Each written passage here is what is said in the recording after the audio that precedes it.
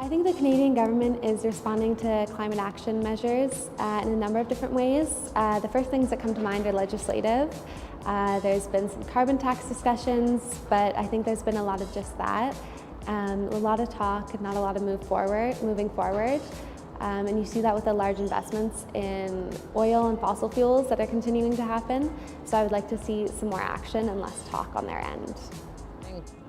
Every aspect of climate change is worrying to me, whether it be finding affordable housing, whether it be having affordable food to put on the tables, whether it be finding a job and a proper place to live and stuff. I think those are all valid worries. And so for me, one way that I rebuttal that is by showing my solidarity to events and stuff and trying to use my political voice as much as I can to kind of hinder those worries. I think oftentimes the discussion of environmental change gets bogged down in democratic debate, where scientists are telling us that we do have to have radical action happening very quickly, and the democratic process doesn't really allow for that rapid of decisions. So oftentimes it's stuck in debate, waiting for bylaws to be passed and such, so that it's not really, democracy isn't really fully suited to addressing the vast demands that we need. And I also think climate change is a global issue in that it needs a global response. And at the end of the day, the entire world isn't a democracy. The government can only do so much.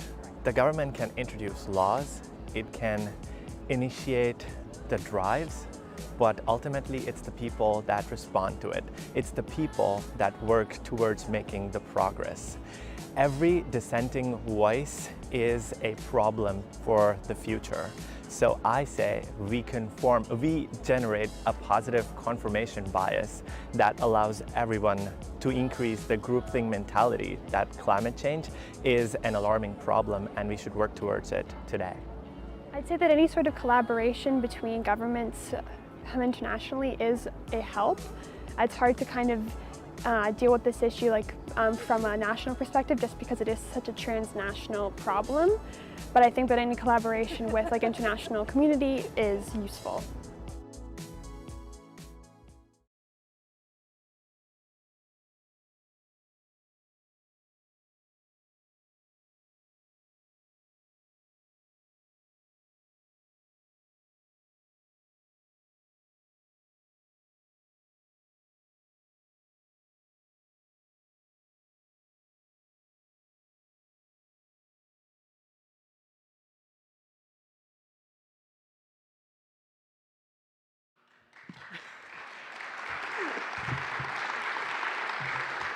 Good evening. Thank you. I didn't do anything yet, so thanks for clapping. I'm Jennifer Andrews. I'm the Dean of Arts and Social Sciences at Dalhousie University, and I'm delighted to welcome you to this evening, I'm tripping over my words, as we gather for the third annual Stanfield Conversation, taking place in this beautiful venue, the newly constructed Joseph Strug Hall, an integral part of Dalhousie's Fountain School of Performing Arts. And I want to say a very warm welcome and a special welcome to the folks that are watching this online. So I hope there are many people online that are tuning in. I want to begin by acknowledging that Dalhousie University is located on Mi'kma'ki, the ancestral and unceded territory of the Mi'kmaq people, and that we acknowledge the Mi'kmaq as the past, present, and future caretakers of this land. This territory is covered by the Treaties of Peace and Friendship, which the Mi'kmaq, Wolastoqey, and Passamaquoddy peoples first signed with the British Crown in 1725. The treaties did not deal with the surrender of land and resources, but in fact recognized the Mi'kmaq and Wolastoqey title and established the rules for what was to be an ongoing relationship between nations. We recognize that we are all treaty people and have responsibilities to each other and to this land. We also recognize the 400+ year history of communities of African descent and the 50 African Nova Scotian communities throughout the region today. As members of the Dalhousie community, we are grateful to live with and engage in community work in Mi'kma'ki. As a faculty focused on the humanities and social sciences within the university, we're continually learning more about how we can deeply engage with and move forward the work of truth, reconciliation, and equity. We recognize that without action, an acknowledgement is empty. It marks the beginning of the work ahead of us and not the end. So here in Dalhousie, we strive to be a university deeply rooted in our community, while also making a substantial impact on the global stage. The Stanfield Conversations, this lecture series on democracy is a testament to our vision, carrying forward the legacy and contributions of the Right Honorable Robert L. Stanfield, the former Premier of Nova Scotia and the leader of the Federal Progressive Conservative Party. As we connect with our audience members, alumni, and friends, both in person and from all corners of the world online, this would not be possible without the invaluable support of our official media sponsors, CBC Nova Scotia. So thanks to them. We are grateful for CBC's continued partnership and support and for promoting the Stanfield Conversations through television and radio broadcasts, as well as through their social media channels and website. They do a great job, so please a round of applause for them.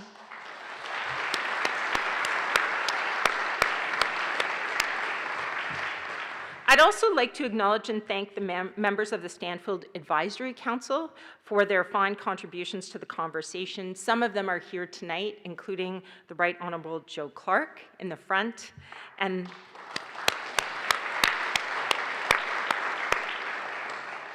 the Honorable Anne McClellan.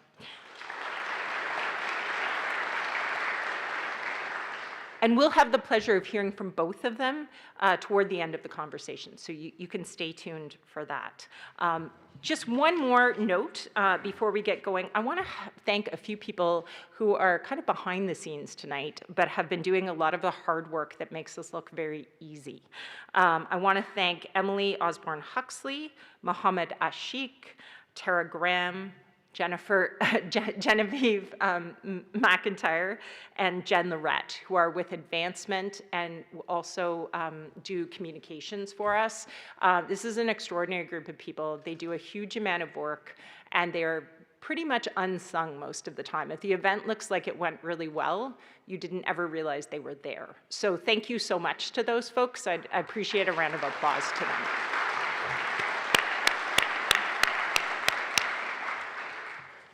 So now I want to turn over the stage to Curtis Michael. Curtis Michael is from Shubenacadie.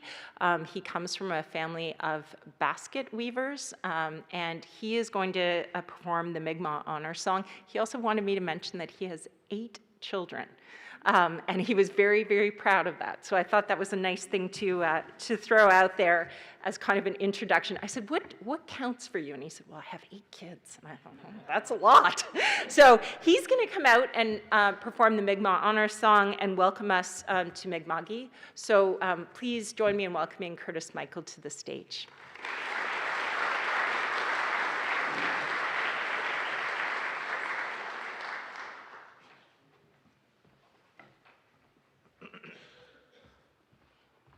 Wei me ro lotio. Nin Dalhousie Curtis Michael, Akle with the beginning Gadi. Edlugwe Dalhousie, which is 3 years. Where the Bexi, we started Unamagi. Upchilida, Migamagi, Sitwen. How you all doing? My name's Curtis Michael. I'm from the Shubenacadie First Nation. I've been working and teaching here at Dalhousie for 3 years. And my roots are from Eskasoni, Cape Breton. I'd like to welcome you all to Mi'kmaq. What I'm going to do now is I'll be doing the honor song, and it was written by a gentleman named George Paul from Medibinachiach, Red Bank, New Brunswick. This song is our anthem.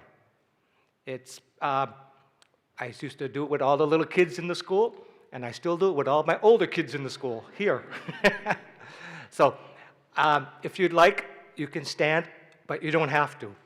Okay, it's just, this is my gift to you all.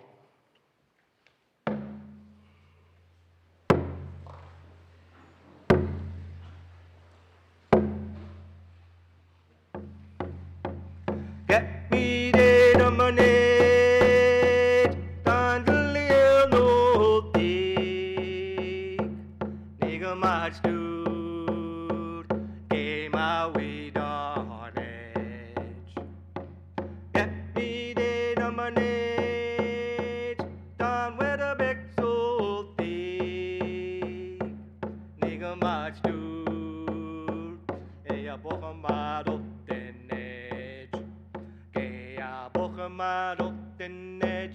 Dan gisuk deligaluk sek ula sek hamuk away hey yo way away hi ya ya way away hi ya way away hi ya ya way away hi ya away away hi ya way away hi ya ya way away hi ya hey yo Daho Walalio welcome.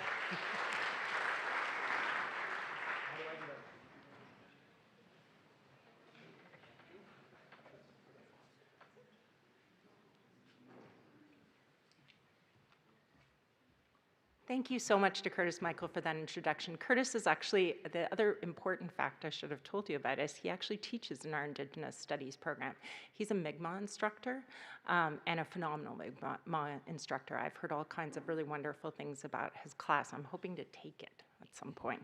So please join me again in thanking him for that honor song.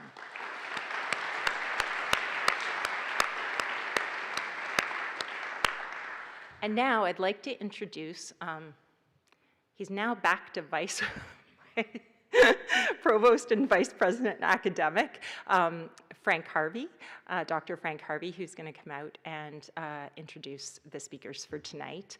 So please join me. He was the acting president before Kim was inaugurated. So it gets confusing. Frank knows this. Anyway, please welcome Frank Harvey to the stage. Thank you.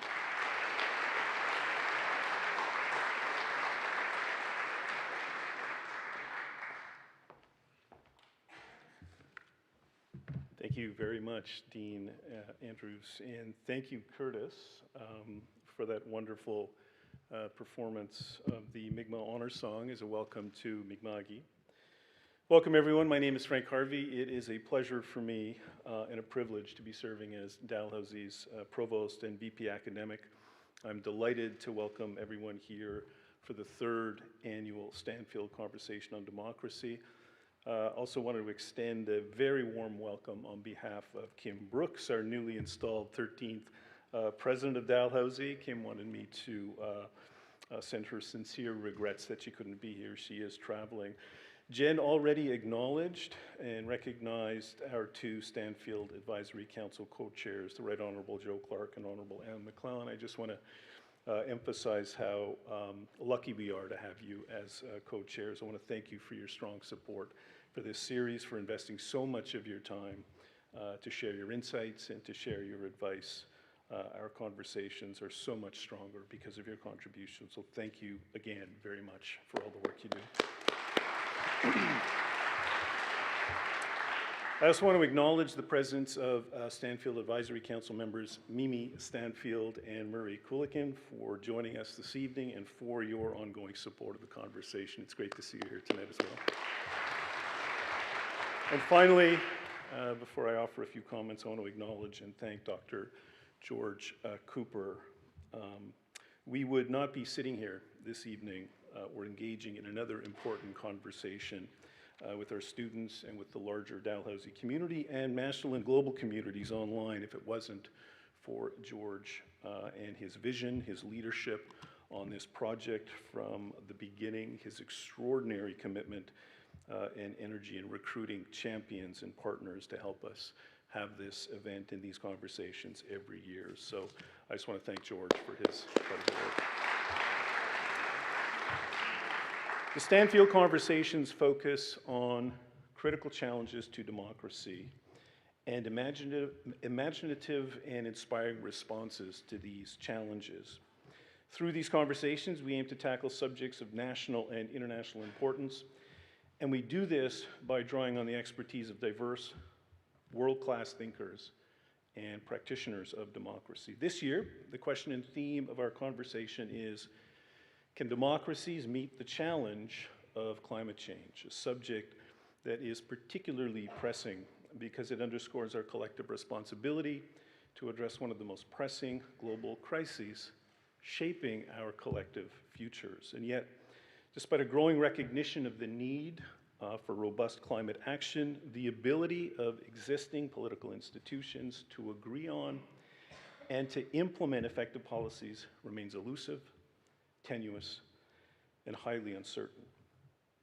Notwithstanding the volumes of government statements, proclamations, and associated initiatives at various levels of government, there is a profound disconnect between the urgent, long-term nature of the climate crisis and the immediate political considerations of electoral politics. In my view, I think the problem is becoming even more challenging, especially for very large liberal democracies with so much access to social media.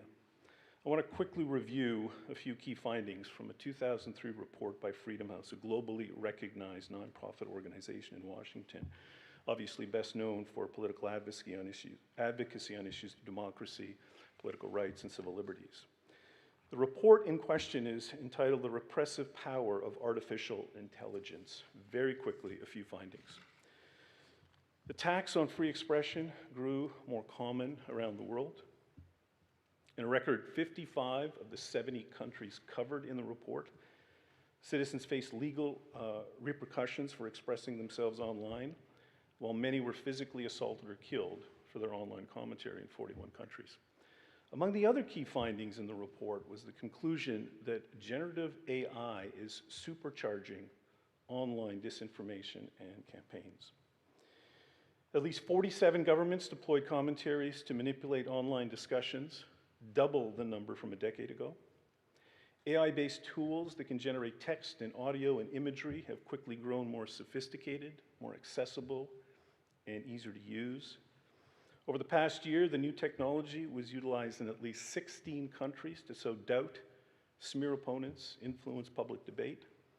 Legal frameworks in at least 21 countries mandate or incentivize digital platforms to deploy machine learning to remove disfavored political, social, and religious speech. In some, AI is serving as an amplifier of digital repression, making censorship and surveillance and the creation and spread of disinformation easier, faster, cheaper, and more effective. Now, consider the implications for democratic governments, NGOs like Freedom House, civil societies, citizens, our faculty, and our students struggling with the challenge of disseminating facts and evidence and data and scientific research on environmental sustainability and the imperatives and the obligations we have to address climate change.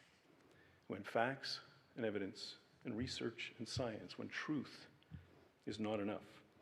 What a critically important conversation to have, and I am thrilled that we are having this conversation at Dalhousie, surrounded by brilliant minds to help us address this important question. Can democratic political institutions in Canada and elsewhere respond to this overarching challenge and bring their citizens with them? Or do we require new avenues for citizen-driven pressures on political leaders? This year's panelists will explore these complex issues from practical, activist, and academic perspectives, all while seeking solutions to drive meaningful change. So without further ado, I'd like to invite our guest moderator on stage for the evening, Jeff Douglas. Jeff is a proud alum of Dalhousie, where he completed his Bachelor of Science degree and has a background in theater and narration. Born in Truro, Nova Scotia, Jeff has spent a good deal of his time traveling the country, undertaking unique projects, including mushing dogs in Yukon, jumping out of planes with search and rescue personnel from the 442nd Transport and Rescue Squadron of the Canadian Air Force. He was the host of the award-winning unscripted series Ancestors in the Attic, Working Overtime, and Things That Matter. In June 2019, Jeff returned home to host mainland Nova Scotia's afternoon show Main Street on CBC Radio 1. And among his accolades, Jeff received 3 Gemini nominations and a Carey Award for his popular commercial work, which includes playing Joe Canadian in the now legendary I Am Canadian campaign. So please join me in welcoming Jeff. Thank you, Provost. Hey, how are you? Nice place you got here. Welcome to the 2023 Stanfield Conversations. Not exactly sure what the provost just said about me. Couldn't really hear backstage, but I did hear that I'm an alum of Dal, which is indeed true. 93, did he say the year? I did not. No, okay. I was hoping you did, because the further I get away from that, the kind of fuzzier it gets. But I would say BSc 94-ish.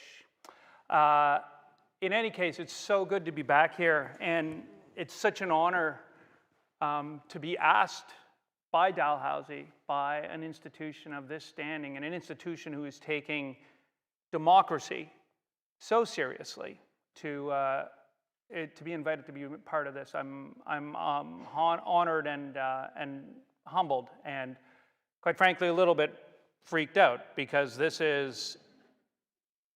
these Stanfield Conversations are not like, they're big. Like, it's big topics. And this is one of the biggest topics.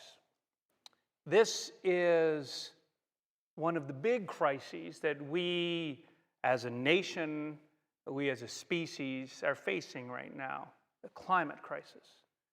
They're with systemic racism, with recovering, with coming out of colonialism, with the affordability crisis presently. And I think that this right now, this conversation, we're past the point of this being a debate.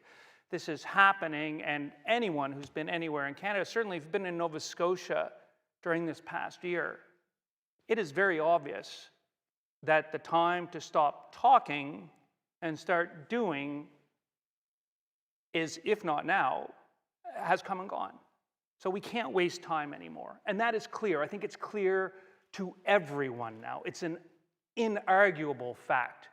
We're seeing it play out across the globe in real time. However, I think it's also safe to say that the jury is still a little bit out on whether or not liberal democracies are going to be able to pull it off. It seems really tough to get jurisdictions to even agree on what policy looks like, let alone implement it. And I guess the question we're addressing tonight, and I attended the master class this afternoon, which was just, the panel is fantastic. By the way, the panel is incredible.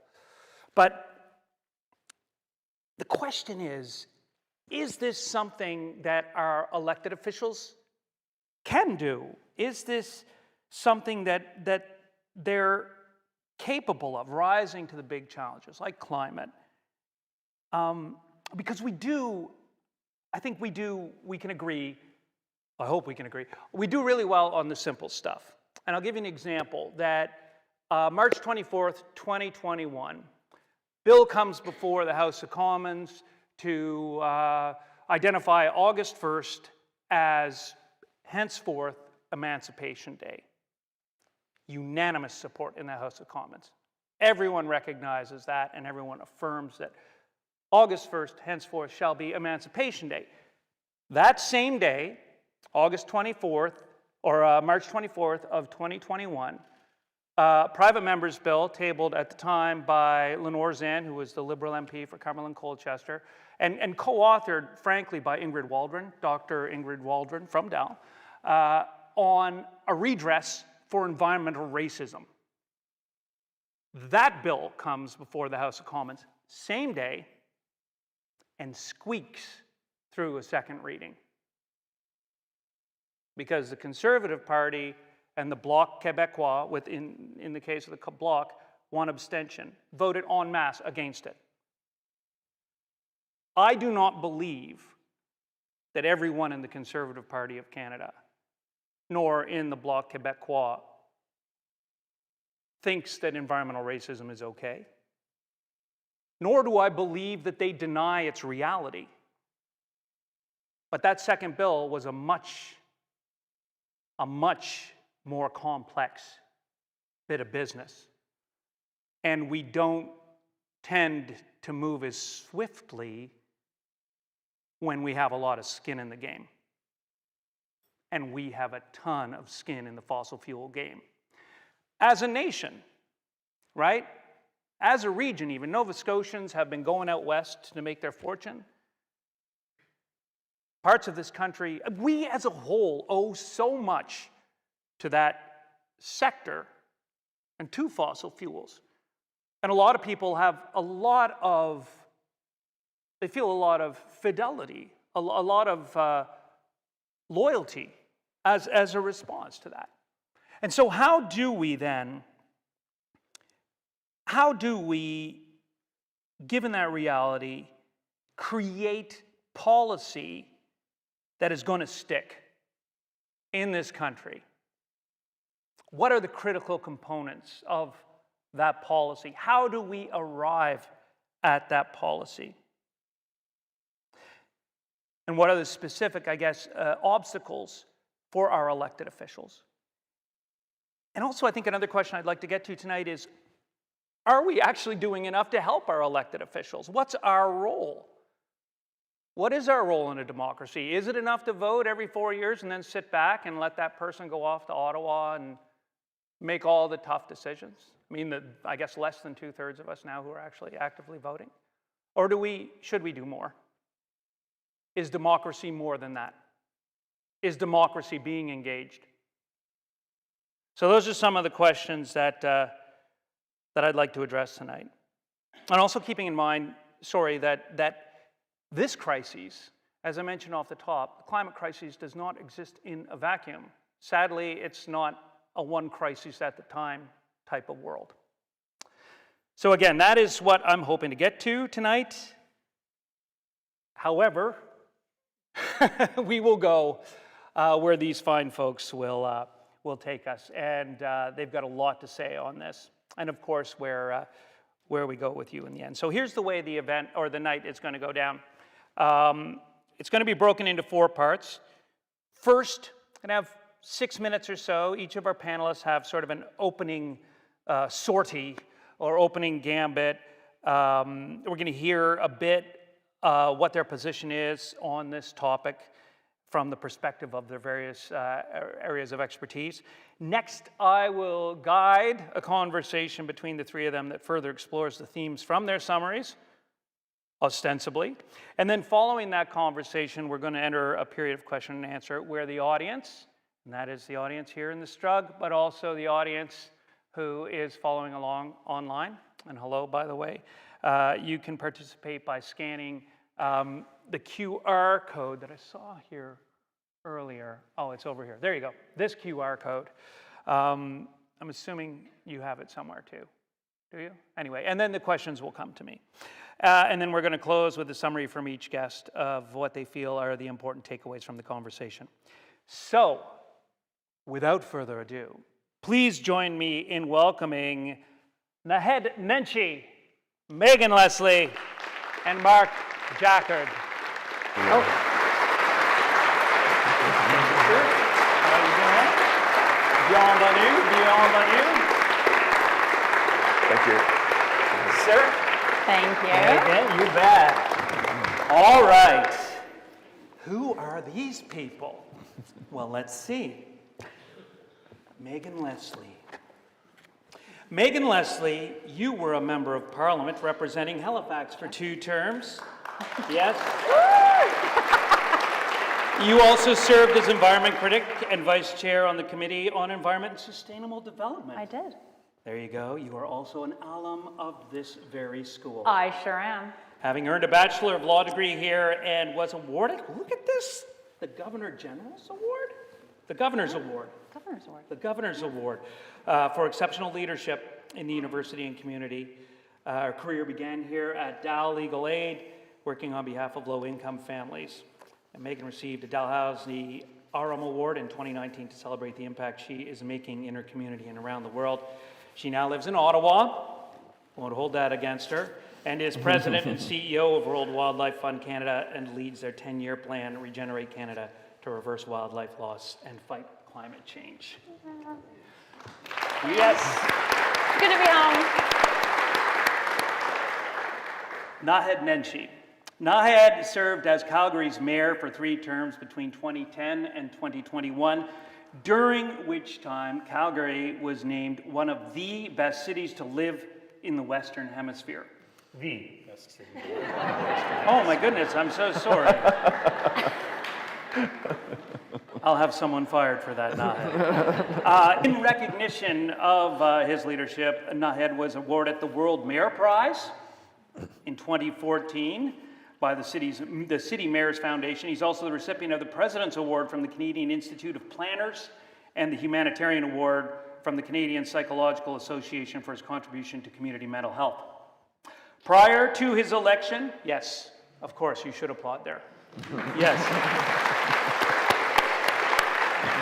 Prior to his election, Naheed served as Canada's first tenured professor of nonprofit management at the Bissett School of Business at Mount Royal University. Before entering the academy, he was a management consultant for global consulting firm McKinsey & Company and ran his own firm, Ascend Group. Today, Naheed is an internationally known voice on urban issues, presenting to audiences across Canada and the world. Naheed, thank you.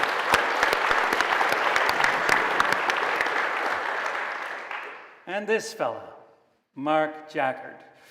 Dr. Mark Jaccard, Distinguished Professor of Resource and Environmental Management at Simon Fraser University, currently on leave from SFU to serve as Chair and CEO of the BC Utilities Commission.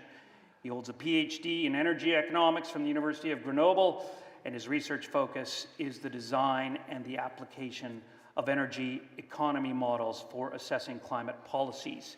He's a Fellow of the Royal Society of Canada, and 3 of his books have been shortlisted for the Donner Prize, which is top policy book in this country, with one of them winning. His latest book is The Citizen's Guide to Climate Success, Overcoming Myths That Hinder Progress. So that is our panel for these 2023 Stanfield Conversations. So, Dr. Jaccard, we're going to start with you. You have 6 minutes. Okay. No pressure. Yeah. Thank you.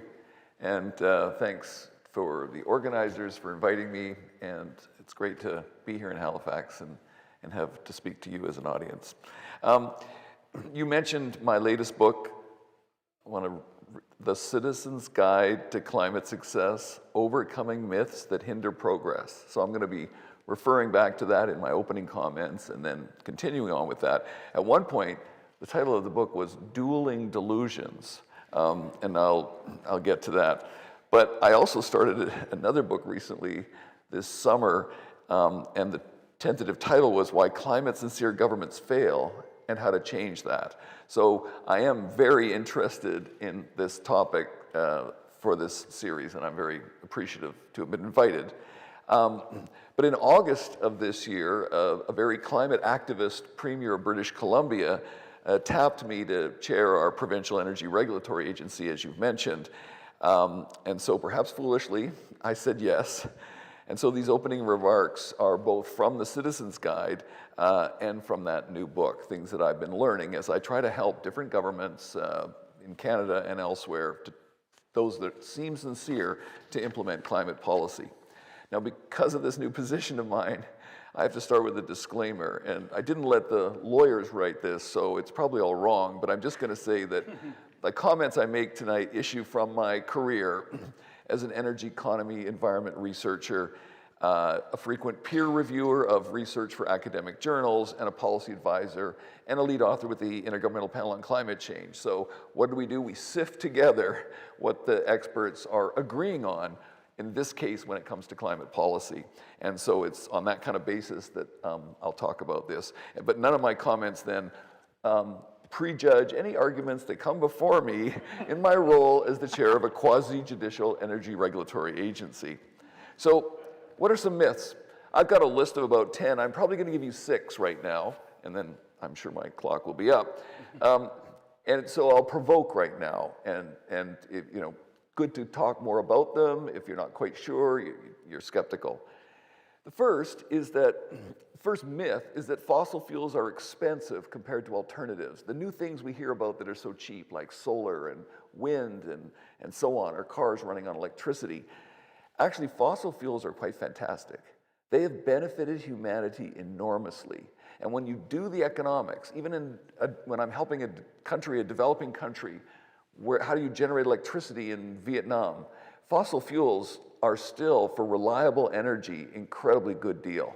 And so we have to kind of say, we have to hold two things in our brains at the same time. Those who are in a fossil fuel endowed region, it's like, yes, fossil fuels are wonderful. Oh, we can't do greenhouse gas emissions. And other people, oh, fossil fuels are evil. No. People in regions like Alberta might still use fossil fuels one day and make hydrogen or electricity and bury the carbon. And we technologically are doing that all over the world right now.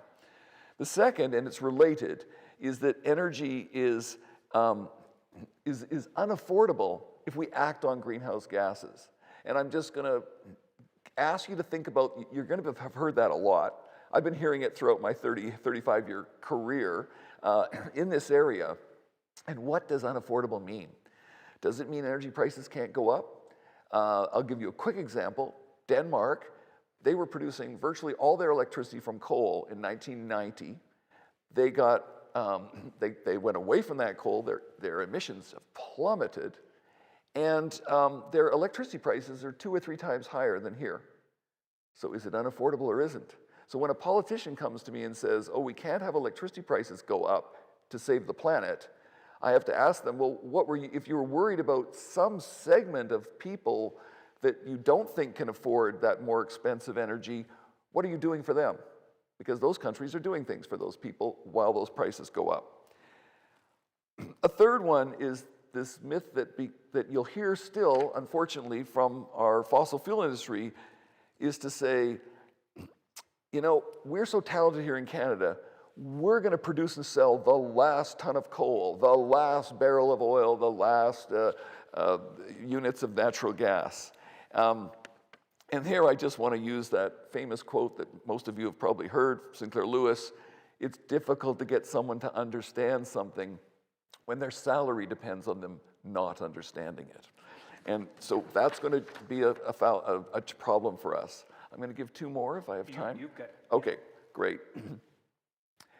Another one is that in domestic climate policy debates, it's the myth that all sides are equally sincere about climate.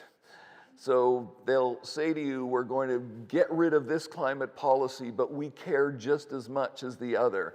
And then they will offer you something which will be like an outcome, like we will all voluntarily do something. I don't know, the Rick Mercer 1-ton challenge, we'll all do that. Instead of what the experts know, you either have to have a rising price, a rising carbon tax, or regulations that are equivalent to that force vehicle sellers to have a rising share of vehicles they sell, even if it means they know, we got to sell more electric cars. We can't get middle class to buy them, they're too expensive. We're going to have to jack up the price of the luxury cars that we sell to cross-subsidize. We have a lot of policies like that, and if I get a chance, I'll talk more about them. Canada's implementing them. California, British Columbia have them. Quebec has some of them especially, and I know they are here as well, but those are examples I'll focus on. The last, 2 things. One is a quick one. That we have the myth that we have the luxury to be picky about our zero greenhouse gas technology options. That we can say, oh, I don't want nuclear. I don't want fossil fuels with carbon capture and storage. I don't want bioenergy. I don't want large hydro. Now, I'm not saying you do these things everywhere, but there will be places on the planet, in Canada, where that makes sense. And so people say to me all the time, are you pro or con nuclear? I said, I can't answer that question. And it's too late for me to be indulging myself and saying, oh, I can be picky about this or that. And I'll end with one more.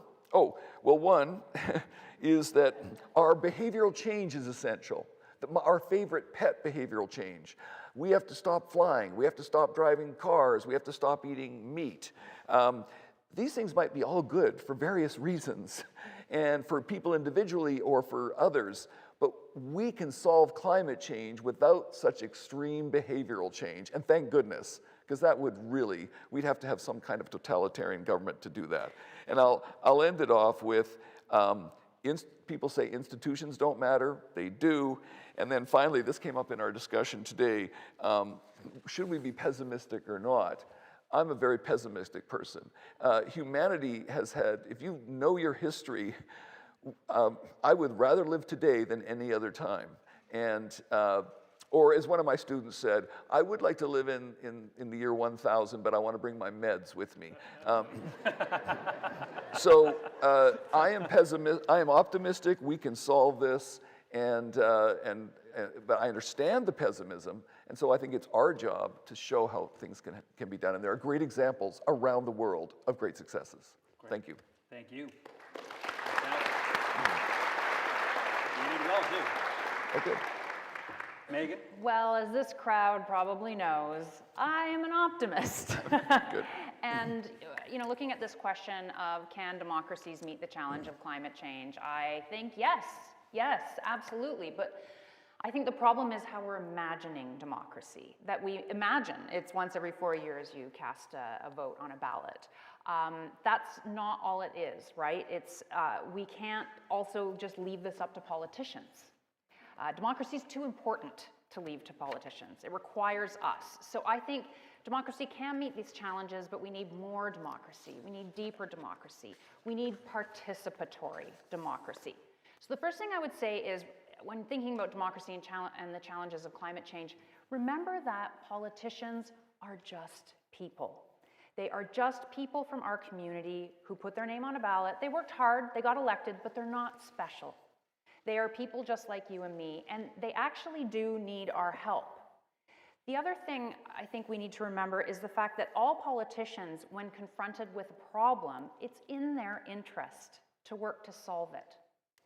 When I was a member of Parliament, I put forward a motion in the House of Commons to ban the production and sale of plastic microbeads in our face wash and things like that, and our hygiene products.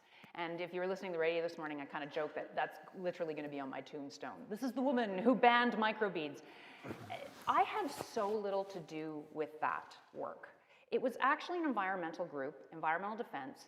They did the work. They worked with communities along our waterways to talk to communities about the fact that these little plastic microbeads were ending up in the waterways and making this disgusting sludge in their rivers and their watersheds. They worked with scientists who did the scientific work to show that, yes, this is harming our environment. They worked with lawyers to figure out, well, what is the policy solution to this? What do we do with the Canadian Environmental Protection Act to find a solution? They needed an elected official. So they came to me and said, will you move this motion? But they had done all that work ahead of time, that community coalition building, that scientific work, that legal work. They had petitions signed. And so I was really new to this issue. I was able to move that motion in the House of Commons because parliamentarians and elected officials have special power, but they don't have more power. So when I think about climate change, and microbeads is a very narrow issue, climate change is a lot more complicated. I think the problem that we have right now is that a lot of climate change policy is really technocratic, okay? So carbon tax, what does that mean to me in my everyday life? Like I can barely explain what it is. The Atlantic Loop, how does that impact me in my everyday life? I think we need to look at what our values are as a community, and that policy should be informed by our values. And we have to meet people's basic needs. So if we look at what do we want when it comes to climate change? Well, I want to live in a home that's comfortable, that's warm when it's cold, that's cool when it's hot. I want a community that isn't as susceptible to floods and wildfires. I want to have access to nature. And be able to get out in nature. And I also know in the back of my mind it's good because nature stores carbon. I want access to green technology in my everyday life so that I can feel like I am part of the solution. Those kinds of policies, if we apply those values lenses and develop policies with that in mind, I think that's the winning combination. And that results in a more participatory democracy. The example I'll use is here in Nova Scotia. I don't think a lot of Nova Scotians know how special Efficiency Nova Scotia is. I'm going to say we, I know I live in Ottawa. We here, we are leaders nationally in energy efficiency and should be really proud of that. Efficiency Nova Scotia came about because there was this moment in time, say, I think it was like 2006, 2007, where our future was, do we build another coal-fired power plant, or do we figure out another way forward? And stakeholders came together, including industry, including commercial, residential. Stakeholders came together and said, what if we invest heavily in energy efficiency to bring down our usage and also make things a bit more affordable for us? In Ontario, my neighbors barely even know what a heat pump is. And like everybody here has got a heat pump. This is the example of communities coming together based on their values. And a few years ago, well, it was maybe 2 governments ago, the government actually went after Efficiency Nova Scotia, if some of you remember that, and people pushed back. People like you and me pushed back because we've accessed those programs, but also the heat pump installers pushed back. The insulation installers pushed back. There's an actual sector around energy efficiency that said, no, this is part of our economy. This is where jobs are created in our communities. So that as an example of the way that we can look at what our values are and write policy based on those values while meeting people's basic needs, I think is the winning combination, and it gets us engaged in our democratic process. That's participatory democracy, and I think we need more of that. Thank you. Yeah.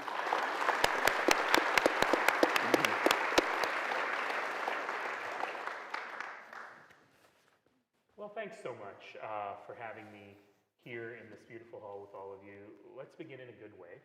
And let me say to all of you, Amba wastich, dada nastada, size etia. Bonjour tous mes bons. Oki nitsukwa, nitsuwano kabesto tispista. So what I've attempted to do there is badly mispronounce the Indigenous languages of the area I come from in a very common Indigenous greeting, which is greetings to all my relations. And I love that sentiment, that in community we are tied together in a tapestry of community and relations. It's also traditional in Plains Indian culture to introduce oneself, to tell you who I am and who my people are. And to my Sutuna brothers and sisters, I am known as Etia. It means always ready. And anyone who's ever had to organize an event that I'm at knows it does not mean always on time. The other interesting thing about First Nations culture, particularly Plains Indian culture, is it's characterized, as Joe Clark would well know, by a great sense of humor. And that sense of humor is often manifested in making fun of people and taking the air out of the high and mighty. So in very typical Siksika-Sitapi fashion, Elder Pete Standing Alone gave me a Blackfoot name that I cannot pronounce. It is something like Abestotispistis. It means clan leader, he who moves camp, and the others follow.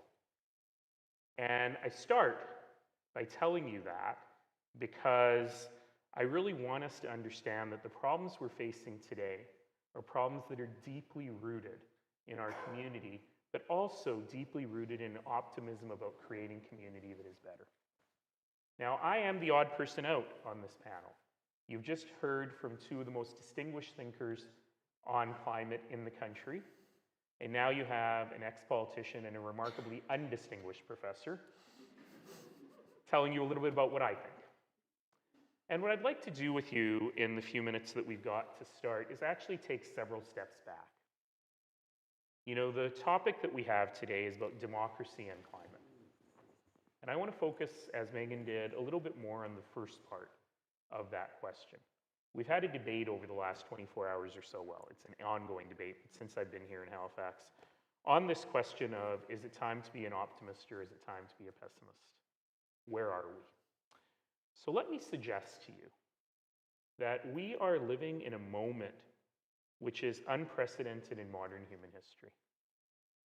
We're living at a moment that no one has seen who is alive today, except maybe people who lived in Central and Eastern Europe for a few months in the end of 1989 and the beginning of 1990, except maybe for some folks in the immediate period after the Second World War. It's what I call a wet clay moment. A moment where we have the opportunity to build a new future, where we have the opportunity to create something brand new. The thing about wet clay, though, is it has a tendency to harden. And once it hardens, you cannot remold it without breaking it. Why do I think that we're living in that world?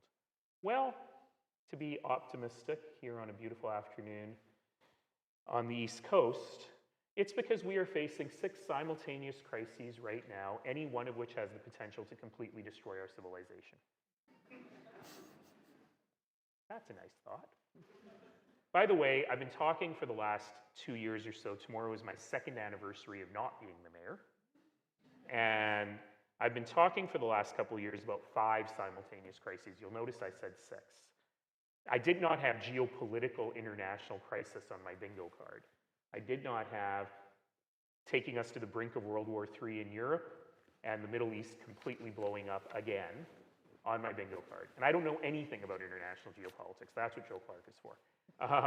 He'll explain it all. But the other 5 are ones that we're facing deeply in our community right now. The first is, of course, a crisis in public health. The ongoing pandemic, it's not over, by the way, it's nowhere near over. But the ongoing pandemic has not only laid bare inequities and challenges that we have in our healthcare system, but it has reminded us how ill-equipped we are to handle crisis in our communities. The good news is we learned a lot from the pandemic.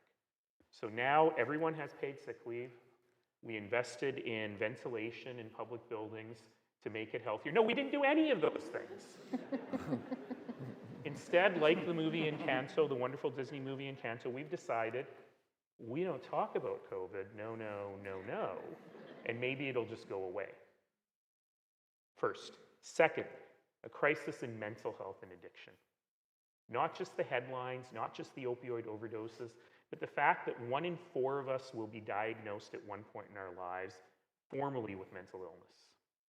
We don't talk about it. We're not creating psychologically resilient places, schools, workplaces, faith organizations, community organizations, to be able to help us become more resilient. Third is economic inequity and economic injustice. We created a new billionaire every single day in the first 18 months of the pandemic. But most people have found their standard of living and their quality of life sliding backwards. Levels of inequity in Canada, income inequity in Canada, are higher than they have ever been. I used to say higher than any time since the Gilded Age, now higher than they've ever been. We have an economy that is entirely based on people, mostly newcomers, willing to do jobs at very low pay that we learned during the pandemic are actually our critical and essential services. The fourth is a reckoning on the issue of equity. What does it mean to go from being a place where we are rightly proud of being multicultural and pluralistic and diverse to a place that is truly anti-racist? What does it mean to go from a place where we talk a good game about reconciliation, but moving to what my friend Elder Casey Eagle Speaker calls reconciliation? I don't know the answers to those questions, but I know that what we see on the streets and in our communities increasingly is showing a tension around the issue of equity. And then underlying all of this is our topic today, and I will wrap up. You're good. I'm timing myself because I'm not good. And that is this issue of climate. Make no mistake, like your co-chairs, I am a proud Albertan. You will not find a more proud advocate of what the potential of Canadian energy is. I strongly believe that access to safe, reliable, and clean energy is the #1 anti-poverty tool we've got. But at the same time, we have to understand we're living in a world that these two have described so well, where we don't have luxury anymore. We don't have the luxury of dithering. We don't have the luxury of taking our time to debate what the right solutions are. And our political atmosphere at the moment has proven itself to be completely unable to grapple with the real issues. So as I said this morning, or I guess it was this afternoon in the masterclass, right now I kind of hate everybody. I want to punch the Federal Minister of the Environment in the throat, and I want to punch the Premier of Alberta in the throat, in the hopes that both of them will just shut up and let the rest of us get on with the job of actually managing climate and determining what we need to do together as a community. Yet I remain optimistic, and that's where I'll finish. And the reason I remain optimistic is precisely because all of these things are hitting us at the same time. And particularly because the pandemic forced us all to rethink in our own lives and our own families how society works, how a community works, how we communicate with one another. Precisely because of that, we are in a moment of incredible creative potential where we get to create a better and a new society. The question is, can we take the moment? Because don't get me wrong, the people who would come to a lecture on climate change at Dalhousie University may think they can control the future, but there are many, many others who want to create that future as well. And when we think about groups like in my own province, Take Back Alberta, from whom exactly? Make America Great Again, for whom exactly? These folks are also trying to create a new future. They also know that the wet clay is going to harden. So it is critical that if we want that better future for our families, for our future generations, we need to take hold of it right now. And a lot of us are exhausted over the last 3 years. A lot of us are tired of the fight, but the fight is worth it. And it's a fight that is worth having and we've got to have now. That wasn't so over the top.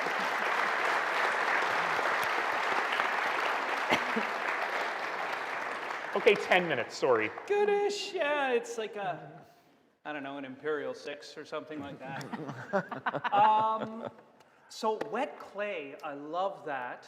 I love that metaphor. I used to love Daz when I was a kid, that clay as well. Think about that wet clay, I guess, was that you're kind of starting with just a lump. Mm. You're not starting with a castle, right? You're not starting with something that someone's built out. You're not starting with a whole industrial complex and an economy and a nation that is built up and remolding it. So I would love to ask, maybe start with you, Naheed, just given that we are who we are who we are as a nation, and we have the riches that we do. We are, tied to fossil fuels. How do we overcome the challenge, I guess, of its incumbency? And I'll just say before we get going here that if anyone has anything to add to any of these questions, give her. I think you put your finger on really the critical point. And this afternoon when I was with the graduate students, I was trying to be very, very provocative. And then I was warned that I'd been out of the classroom for a long time. And really you ought not to be so provocative with this generation of students because they will call you when you exaggerate things. But I'm going to do it again. So,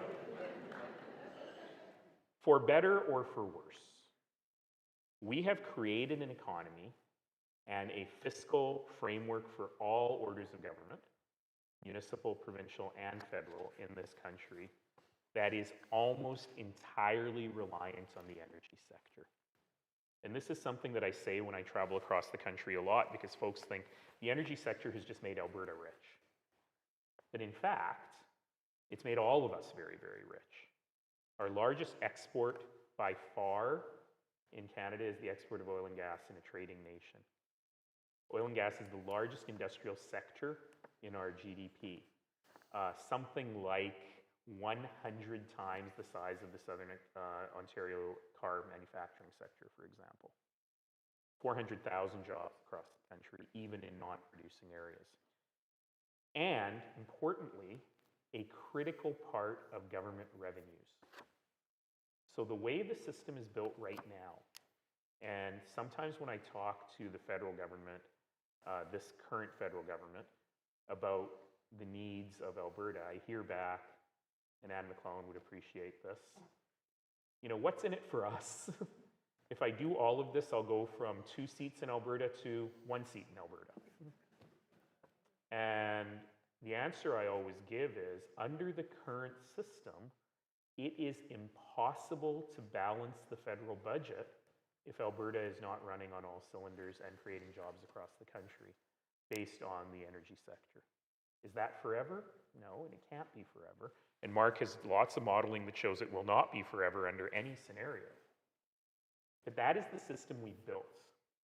And so for us to say, you know, we're just going to shut off the taps, and certainly those great green jobs are going to replace all those energy sector jobs. And if they don't, and there's a rebalancing of the economy, that's okay. We have to realize these are people's lives, and these are people's livelihoods. And if we're building a democratic, we'll never get to a consensus, but a democratic understanding of how we need to move forward together, then actually starting off by thinking that we've just got to shut down that entire sector of the economy and impoverish all of us is just a way of getting people to not agree with the whole program. And so we have to be able to get to this place. And you know, that's one of the reasons why I'm so frustrated with the rhetoric from the federal government and my provincial government simultaneously at this time. So some of you may have seen My Tax Dollars at Work, this Alberta government program called Tell the Feds, where they have ads all over the country talking about how horrible the new clean electricity regulations are. In fact, and then you have Minister Guilbeault, the federal environment minister, fighting back saying they're perfect. They're not perfect, but in fact, they probably addressed about 85% of the concerns that Alberta has already. But what we have to understand is there are 3 or 4 jurisdictions in Alberta, in Canada, Alberta, Saskatchewan, New Brunswick, and a bit Nova Scotia, who are very badly impacted by these regulations, while other jurisdictions do not impact them at all. So where's the flexibility? Where's the understanding that we might have to move at different paces on this piece, but maybe Alberta can move more quickly on something else? And I believe that as reasonable people, we should be able to get there and have this conversation. But I believe that the political rhetoric is so incendiary, it's so us and them right now, that it's very hard. You know, a lot of folks when I was coming here said, is it going to be okay for you to talk about climate in Nova Scotia? And I said, of course it is, because ultimately we all know that there's a challenge. We all know we have to get there. And I think as reasonable people, we can figure out how to get there together, but I'm worried that our political environment doesn't get us there. That was a very long answer to your question. Earlier today in the masterclass, you said Alberta farmers care a lot about climate change. Yeah. Because they're on the front lines of it. Well, they see right? drought. They see drought. They see flood, yeah. And I think it's really unhelpful for us to make assumptions about people living in different provinces. And I think it's really unhelpful to have a one-size-fits-all approach. And I think about something like a feed-in tariff. Okay, so feed-in tariff is, hey, we're going to put up some solar panels and we will heat our community center or our home, and then whatever's extra we sell back to the grid, and we get money for that. And I was an MP here in Nova Scotia. We have a community feed-in tariff at the time, where communities could sign up and say, we're going to put solar panels on the rink, and then the money that we get from this, we're going to invest in the rink to keep the rink open for the kids, right? So they can play hockey, or whatever the thing was that that community wanted. So I was like, yay, feed-in tariffs, yay, solar. And I remember, because I was the environment critic, and I went to Ontario to visit some constituencies of some of my colleagues, and I'm in front of a group of people, and I'm like, yay, solar, yay, feed-in tariffs. And I got ripped to shreds, because the feed-in tariff in Ontario was structured very, very differently, where it wasn't community focused. And what happened was people were looking to make a lot of money, and so they built solar farms, and they used up agricultural land, or they cut down forests, and then they created watershed problems, and the communities were really up in arms, and it was such a divisive issue. And so when you say this division that happens in politics, sometimes we create them ourselves by not thinking about what does a community need, what does a region need, and applying this one-size-fits-all kind of policy development that is just not going to work in a country like Canada.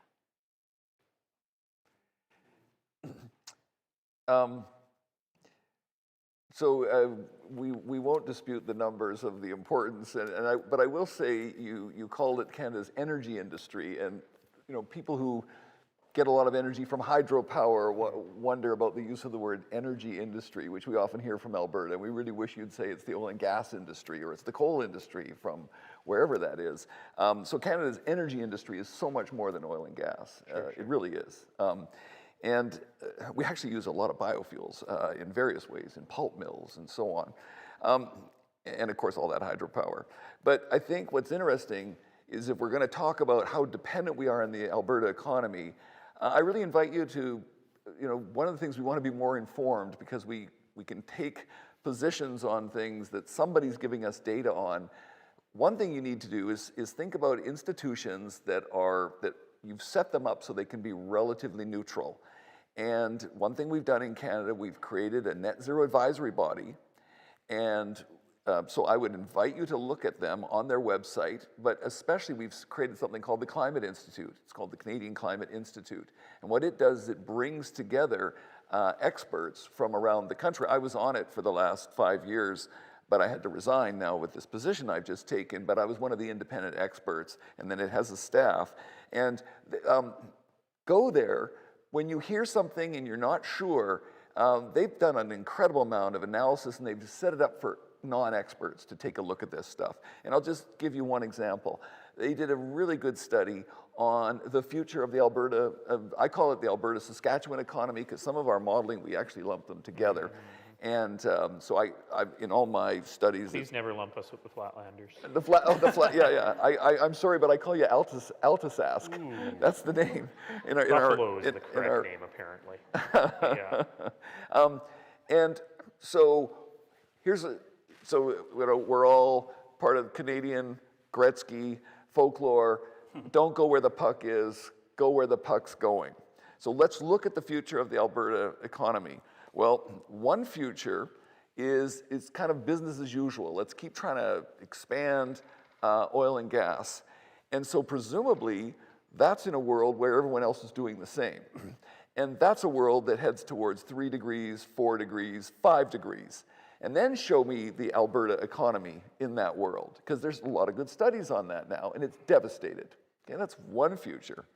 The other future is one in which humanity does act on climate and prevents that horrendous climate impact harm to Alberta and everyone else. In that world, the demand for coal is already flattening and going down, and the Independent International Energy Agency, who released another report yesterday, again says, oh my goodness, it looks like oil demand globally, even without us achieving the climate targets, could peak this decade. And that natural gas will slow and then descend after that. Or if we get on the path to achieve our climate targets, it'll actually be natural gas demand declines even before that. Now I believe, and then I've had some analysis done, a student just finished her thesis with me. We ran our economic model.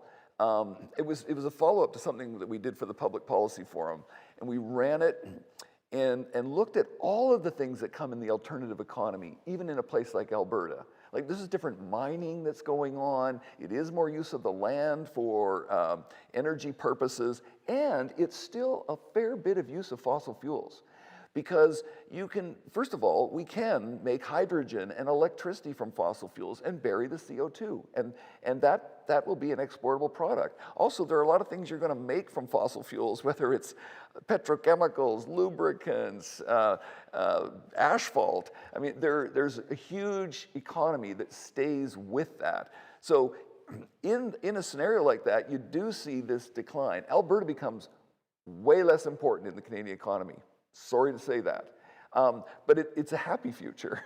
It's one in which Alberta's economy keeps chugging along at 2 or 3% growth rate over the next 30 years. So there is a lot of extreme rhetoric out there, and I'm just hoping that we will keep looking to sort of independent, neutral sources, because there's some really good ones out there. And that you'll also get good information about, again, reasons not to be pessimistic. There's actually sectors where we've started to dramatically reduce emissions, and in different places in the world where they've really done that.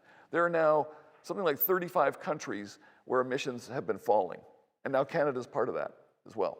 So anyway, I just wanted to be careful that we think about this is this world when our economy is so dependent on continuing to extract fossil fuels, and because the implication is, it'll be devastating if we don't do that anymore. It's devastating.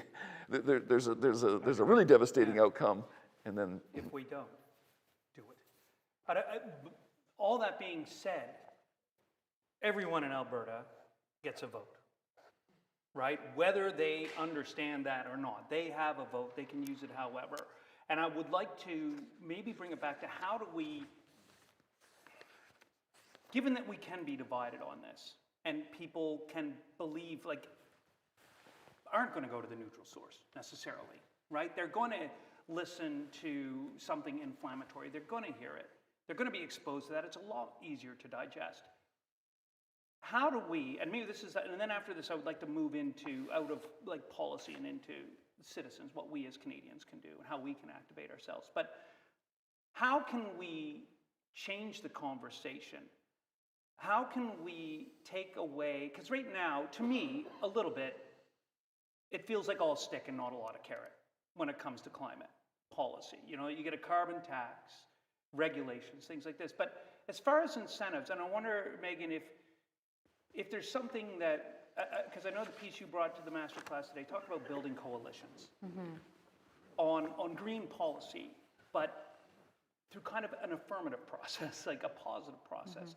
I'm wondering how that could be employed to maybe bring people on side, to bring folks who may not be there already on side, or who may be legitimately and honestly worried about their future and their livelihood. Yeah, I guess the examples I've used so far have been examples of us talking to politicians and saying, these are our values, please act on them. And I think that works. What I would like to see from elected officials is also the opposite. So when I said carbon tax, as an example, super technocratic, what does that even mean? And then there's all of this division and the way it impacts different sectors or different provinces. It's so complicated. What if politicians did the reverse, where they thought about, okay, this policy could create coalitions in the community. This policy could help develop new sectors, help create jobs in different areas. And then when people have a stake in it, we talked in the master class about what can we learn from healthcare to then apply positively to climate change policies. We talked about, universality. We talked about the fact that there are doctors and nurses that advocate for strong healthcare. We talked about the fact that it made our community stronger. What lessons can we pull from successful policies? I shouldn't say we, because in this minute I mean politicians. What lessons can politicians pull from other successful policies and apply them to climate policies that then they can be a part of creating the coalition for us, right? Doing something that creates jobs in a particular sector, then that sector is going to continue to advocate. They're going to bring in new technologies, and we're going to have this beautiful feedback loop of creating even more space for even better policies. So I think it's, the chicken and egg question is yes, both in this case. Is it possible? Is that possible? It sounds wonderful. I think it is. We have examples, right? we have examples. Yeah. So, we have examples in Canada, but they are both, as you said. Ontario's emissions from generating electricity went down 95% in a 12-year period. Decade, We've also seen, and there are certain conditions that can make that happen. The building sector in Sweden and now Denmark is zero emission. So we're hearing we can't have zero emission buildings here and it'll be devastating, or it's unequal to some people. They live further north, they're rural and whatever. These are countries that have similar climatic situations to us, and they're able to do it. But one of the things is, I don't want to beat up on politicians too much, because I've been trying to help the climate sincere ones, and climate policy is really difficult because fossil fuels are so fantastic. And so I've had, once people are like, oh, yes, you got to make it more expensive to burn fossil fuels. And, don't call it a carbon tax. Okay, call it a climate levy fund. Call it there's somebody here in in the Maritimes I used to work with, Louise Como, maybe somebody in the audience. So Louise and I once did this whole riff on all the different names you try to make up. And every time, someone else comes along, we've had cap and trade in Ontario, and that was like, oh good, no one will call it a carbon tax, but Doug Ford did. And he put labels that it's a carbon tax and won the election. So I'm saying that it is not, I think we should all have a little bit of empathy for climate-sincere politicians. It's not like they're just bozos out there, or they're not listening to anybody in what they're trying to do. They're facing enormous constraints, and they need, rather than us wanting to punch them in the throat, I think they need us to be empathetic. And we need to create the conditions for them to be successful and to be brave. I mean, I know I keep going back to energy efficiency, but it's just such a great Nova Scotia example. Like, no one is saying, let's get rid of it. There is total agreement. If you're like, oh, I don't even hear people talking about energy efficiency, it's because there's such agreement. And the political climate we have these days, politicians are really trying to differentiate themselves from each other and have these hard and fast lines about, this is good, this is bad. They're leaving energy efficiency alone because they all agree on it. There are examples out there. I think it's important to remember that even in these incredibly divided times, there is among the public a general consensus, regardless of region, regardless of rural, urban divide, that this is an important issue. It always ranks in the top 3 to 5 issues that people are concerned about. And where our policy divisions are coming into place is on how we characterize the actions that we're working on. And I said earlier today, and I'll say again, that I believe that our current federal government has been remarkably ham-fisted on communicating what it is it's doing. So I received, when I was looking at my bank account statement on my phone, there was something that said EFT Canada, $193. I had no idea what that was. I thought, is it a tax refund? Did I pay too much? What is it? Of course, it was my carbon tax rebate.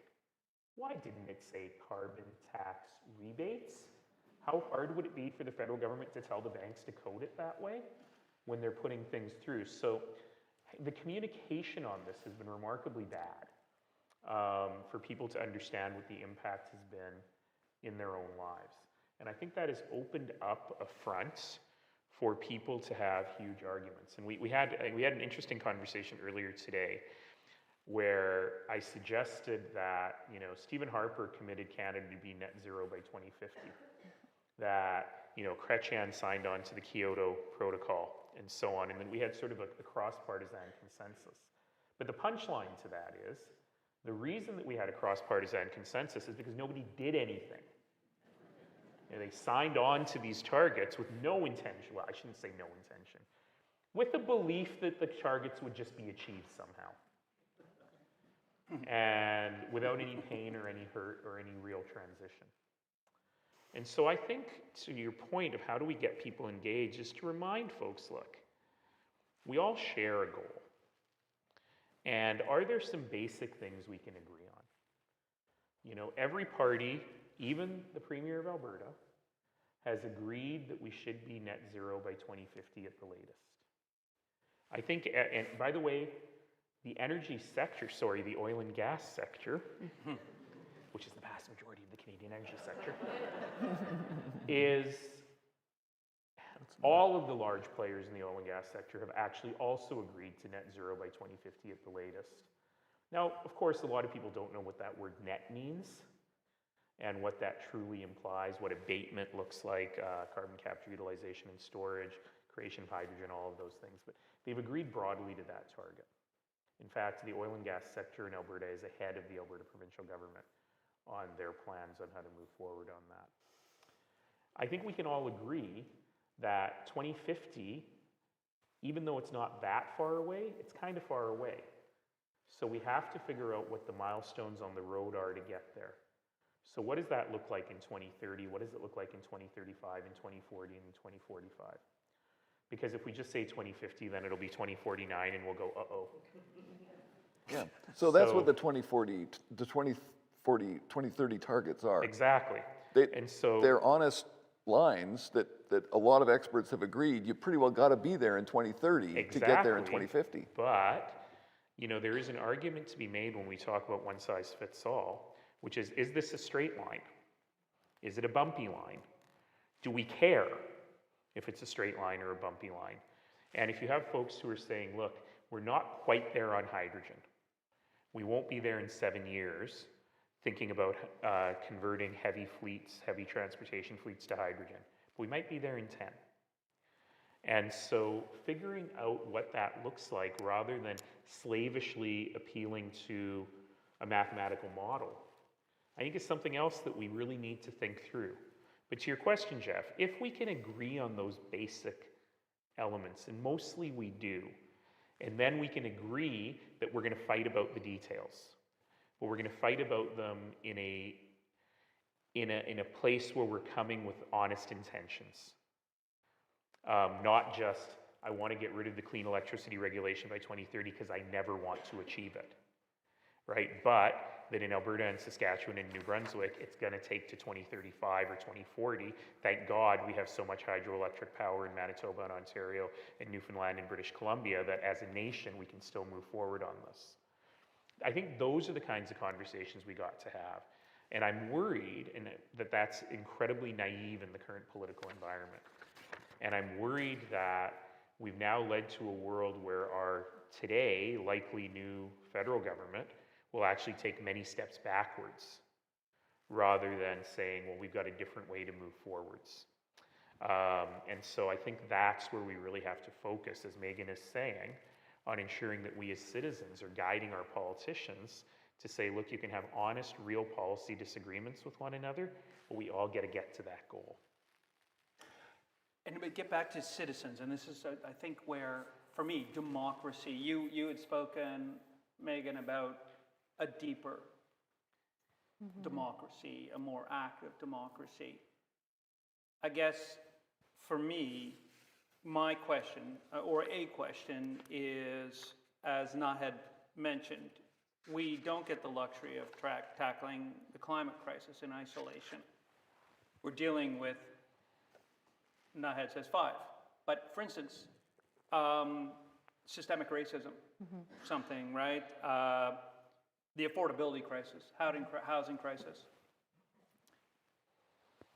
For someone who is working 2 jobs and can barely pay their rent, keep their lights on, and maybe considering going to a food bank for the first time in their life, how do we ask them then, or what's the argument, I guess, for them to engage on an issue like climate? Yeah, well, I mean, back to what I said about if we're going to have successful policies, we've got to meet people's basic needs, right? First and foremost. And I think there are ways to do that and apply a climate lens. Whether it is making life more affordable because your energy bills are lower, whether it is having access to different technologies so that you can get to work in a way that you're part of the solution, not part of the problem. If we can meet people's basic needs when we apply that lens when we're developing our policy, that's an equity lens, that is a justice lens, that is a community building lens. That's when community can come together. That's when community sees itself in policies.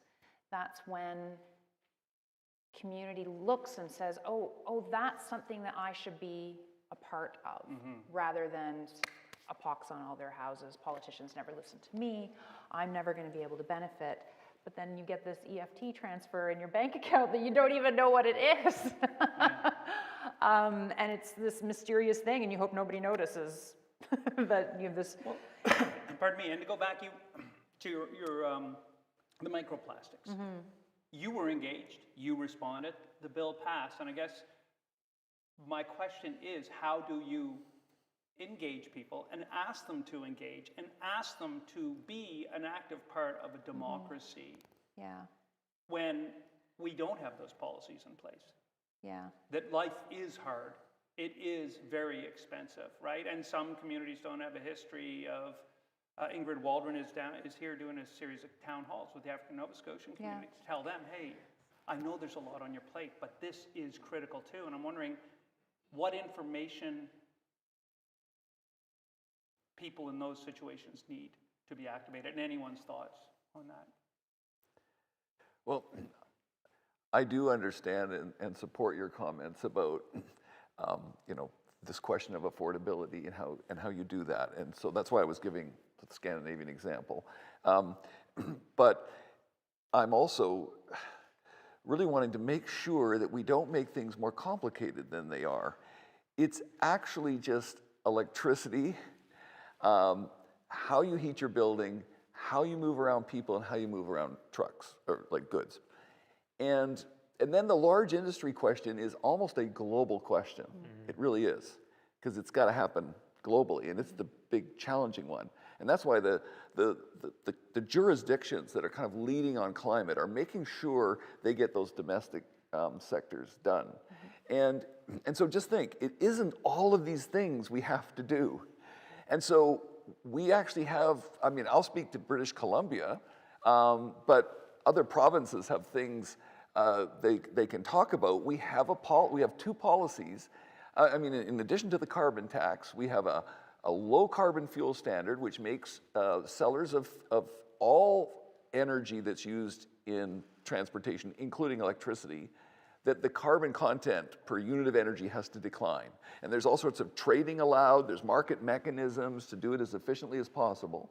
We have a zero emission vehicle standard, does the same thing, says to automakers, okay, if you're gonna get a low price, if you're gonna sell any more electric cars in the $30,000 range and below, you're gonna have to jack up prices and cross-subsidize on the luxury cars. Because there's a lot of wealthy people who could be buying electric vehicles are buying incredibly expensive gasoline cars. I've got the data for British Columbia, but Canada. So we're now up to 20% electric vehicle sales this last year in British Columbia. Norway's at 70%. And it's just climbing way faster, even like just the message of that policy in that area has made manufacturers start to switch strategy, and also people are behaving differently. So I guess my point is that I don't expect people to rally around detailed discussions of the finer points of policy, but something you said earlier today, a carbon pricing, carbon tax is always going to be difficult. And that's why I've been one of the types of scholars who has really looked at, tell people we want, have the policy called zero emission vehicles or electric vehicles or whatever you want. It tells people, or a zero emission house or a heat pump efficient house if you want. So you make low carbon fuels. You get people to, you try to make these things as we're not going to understand all the details, but say, they've got the three key sectors covered. And to me, that's where there's been success, is jurisdictions that can get enough political support and then to see the results, as we are with our zero emission vehicle mandate and the dramatic increase in electric vehicle sales. And I would say it's not just government policies. I work for World Wildlife Fund now, and we have partnerships, all kinds of partnerships, including corporate partnerships. It's very interesting to see, I would say even in the past handful of years, the 180 that so many companies have done, where they are understanding what it means to bring down their greenhouse gas emissions and that they have an obligation to. And when I go to business conferences about quote unquote sustainability, so many of the sessions that I'm in, the audience is young staff in these companies. And they're agitating as workers to say we're a bank or we're a grocery store, whatever we are, and we have to do the right thing and be responsible as well. I wouldn't say that that's necessarily who's leading in this space, but the demand even of workers to say, we want to be a part of this, we want to learn more about it, we want to think about how our company can take a net zero pledge and what that means for us. It's really quite inspiring. We have a federal political leader these days who is very fond of saying everything feels broken. And sometimes he slips, but he's usually very careful that he doesn't say everything is broken. He says everything feels broken. Because we can sit on the stage and argue, well, things are not actually broken. Our standard of living is higher than it's ever been. Our unemployment in this region is lower than it's been in generations. But this sense that everything feels broken is really getting to, I think, what you're asking is people have a lot on their plates. And you know, if you're reaching out to the African-Canadian community here in Nova Scotia, and you're asking them to solve racism and also solve climate while you're at it, people will be like, how'd that become my job? And so when we think through where people are at right now, this is where it gets difficult. And I would have said to you up to 2 years ago, you know what, the kids are all right.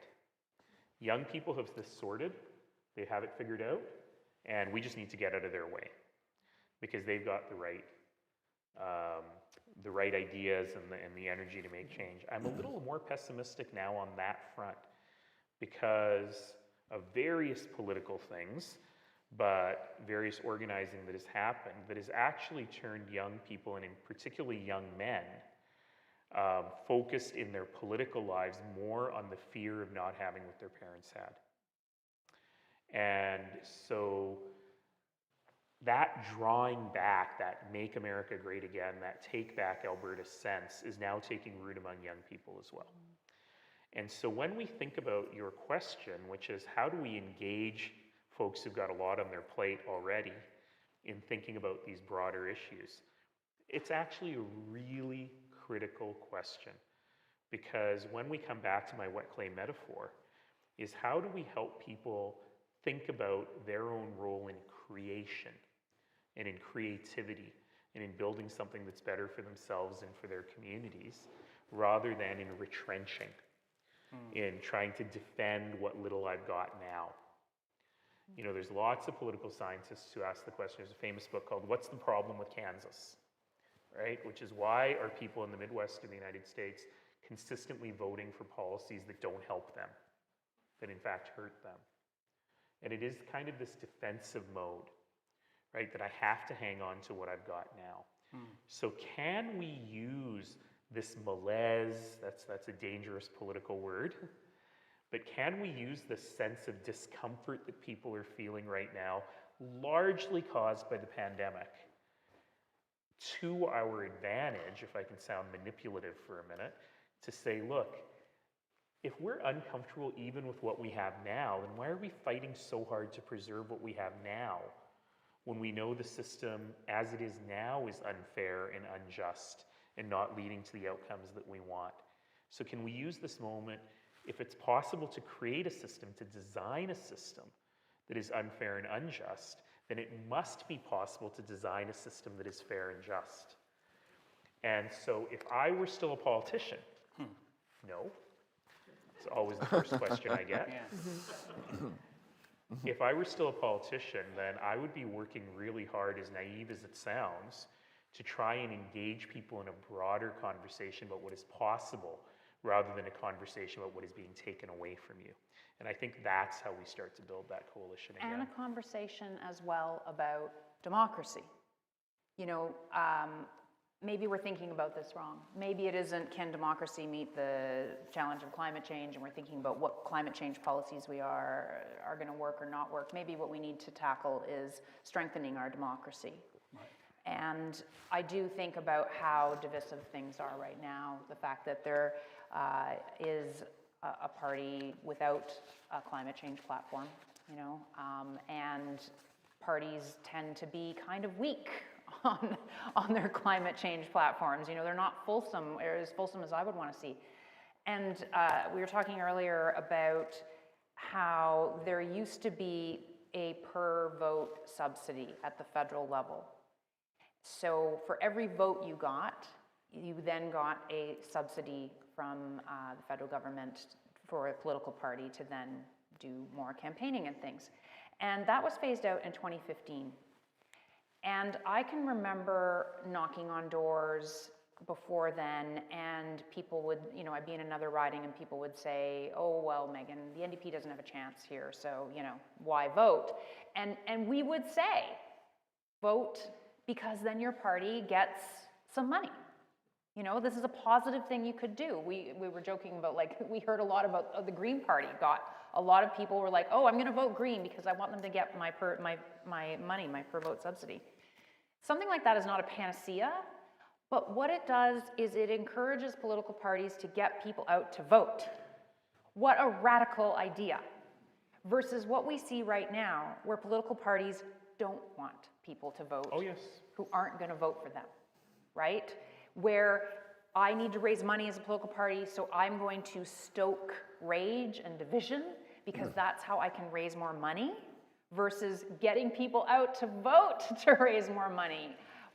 Just this idea of thinking about our democracy differently and how something as simple and esoteric as a per vote subsidy can lead to climate change policy and climate change action, but I see the thread, I see the line there from one to the other. You know, Jeff, I know you want to get to the audience, but let me be super provocative so that people have something to respond to, not that I have been yet. Who cares about democracy? Ooh. And when I say that as someone who has always been interested in politics and government and elections. And, you know, everyone in this room, I know, every single one in this room you're the kind of person who gets a phone call from your friends just before an election saying, who should I vote for? And what are the issues? They rely on you to do that thinking for them, right? I call you super connectors or evangelicals. Not that kind of evangelical, political evangelicals.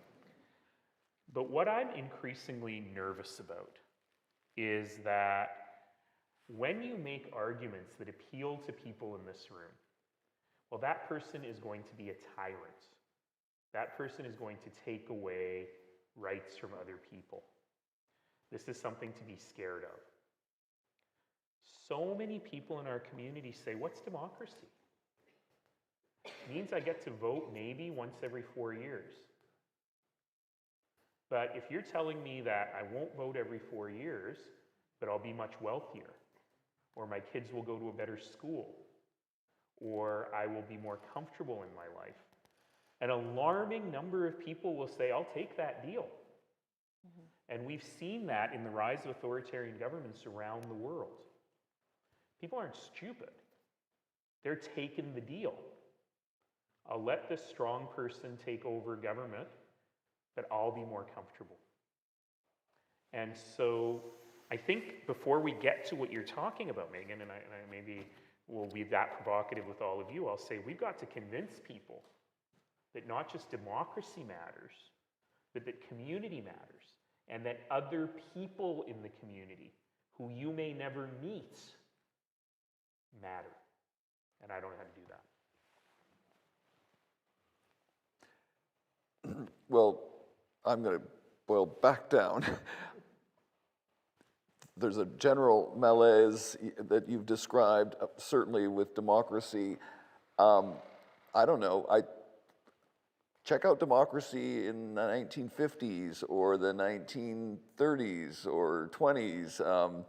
As I go back, socioeconomic history, it wasn't this glorious past back there in which we were democratic. So the world is still pretty desirable right now compared to the alternatives of how we've treated each other. But if we're to succeed with climate, I think we have to look at what its particular attributes are as a problem for us. So it's not like, let's look at the problem with democracy or the benefit. We have to say, what is particularly about climate and where have we succeeded? And one of the things to remember is that climate doesn't, the achievement of climate objectives doesn't sync well with our political cycle. Now, I know everyone knows this, but it literally is. If you're saying to politicians, we need more hospital beds, we need more seats for the university, there's a lot they can do in a one term and certainly in 2 terms. With climate, that's why I wasn't sure where you were going with the 2050. I mean, at least you did say, actually, this is a problem if the target's you need the targets in between. So that's why we need a 2030 target. Also, though, that's why it may be that you need institutions that are part of your democratic process, but you've created institutions which can be a little bit separate from the everyday cyclical aspects of the back and forth competition in politics. And so on the Intergovernmental Panel on Climate Change, one part of our chapter on policy is to look at jurisdictions that have done better than others. They have tended to create something like a utilities commission. Why did we create utility commissions? It was because politicians realized, oh my goodness, we're going to mess around with the company that does electricity generation or whatever, or natural gas, so we better have another group that has a longer term perspective on that. They're still selected by the Premier, as I just was a month ago. They're still subject to democracy, but it's where a democracy in its own wisdom says this is a longer term problem that's more difficult to deal with, so let's think about how we design our institutions. And I don't know if this is something I said this afternoon or already tonight. I'm talking about the California Air Resources Board, the panel in England that government defers to, and the other parties agree to that. So if you're thinking about whether your title, can democracies succeed on climate? I think they can, but a big part of it is to get away from the latest problem we're having on whatever, a pandemic, a global diplomacy issue, issues within our own society about mental health and public health and racial equality and gender equality, and realize, okay, what are the things we have to do with democracy in our design that are going to be essential if we're going to succeed on this. And I want to say it again, I won't go through it all, there are lots of examples out there. So please don't wallow and say, uh-oh, democracy, we can't do it. We can definitely do it. Jurisdictions are doing it. All right. So that concludes the dance portion of the evening. Swimsuit competition next. That's it. And so now, I think what we're going to do, we're going to open it up. I have a couple of questions already, keeners who got on it early, but if you, whoever is watching online, or folks here in the Strug, if you have questions, please do send the questions through to whomever is getting them, and they will be sent through to me via that code there. And I do have one here. I actually have, whoa, oh wow, I have quite a few. But let's start with this one. It's interesting. If Pierre Poilievre, why laughing already? Good Calgarian. If Pierre Poilievre forms the next federal government, how should climate change activists change tack? Or should they? And Megan, that one had your name on it. Did it? Yeah. Did it really, sure Jeff? Did. Let me see. Good one. Okay. So I used to be an elected official in federal parliament, and it was a conservative government, and it was my job then to rail against what they were doing. I now have a job at a charity that is nonpartisan. But I'm not going to cop out and just say I don't have opinions about politics, because I am not the charity. But I am learning from being at WWF about how it is our role as an organization, and it's my role as a leader in community, to talk to a lot of elected officials, including the ones I don't agree with, and to work. It's my job to work to figure out a path forward for them. I do think that regardless of political stripe, that politicians do want a path forward. They do want answers to these complicated questions. So how can I help them? So if I were a climate activist, I'd say yeah, a whole bunch of climate activists just got to keep on keeping on, keep on raising shit, right? And some of those climate activists should sit down and think, well, what can I do to help and be constructive? And it's going to take all those perspectives, you know, a little push, a little pull, a little carrot, a little stick. But we are going to need people who are willing to put aside their differences, roll up their sleeves, and think about how can we help this government? How can we help any government? How can we help this government to be able to act in a way that they're comfortable with, in a way that fits with their values and principles, which are different than mine, and can be constructive? I'm going to jump in as Yeah, well. please do, So yeah. I think the first part of the question is misguided. If Pierre Poilievre becomes Prime Minister, or if or when Pierre Poilievre becomes Prime Minister, because you don't want to wait till then. So I'll be very practical in terms of what climate change activists need to do. You know, I should point out that I wear purple every single day. And it's not because it brings out the color of my eyes. It's not just because it brings out the color of my eyes. It's because it's red and blue. Because I'm really trying to figure out, is there a place that transcends partisanship into humanity where we all work together?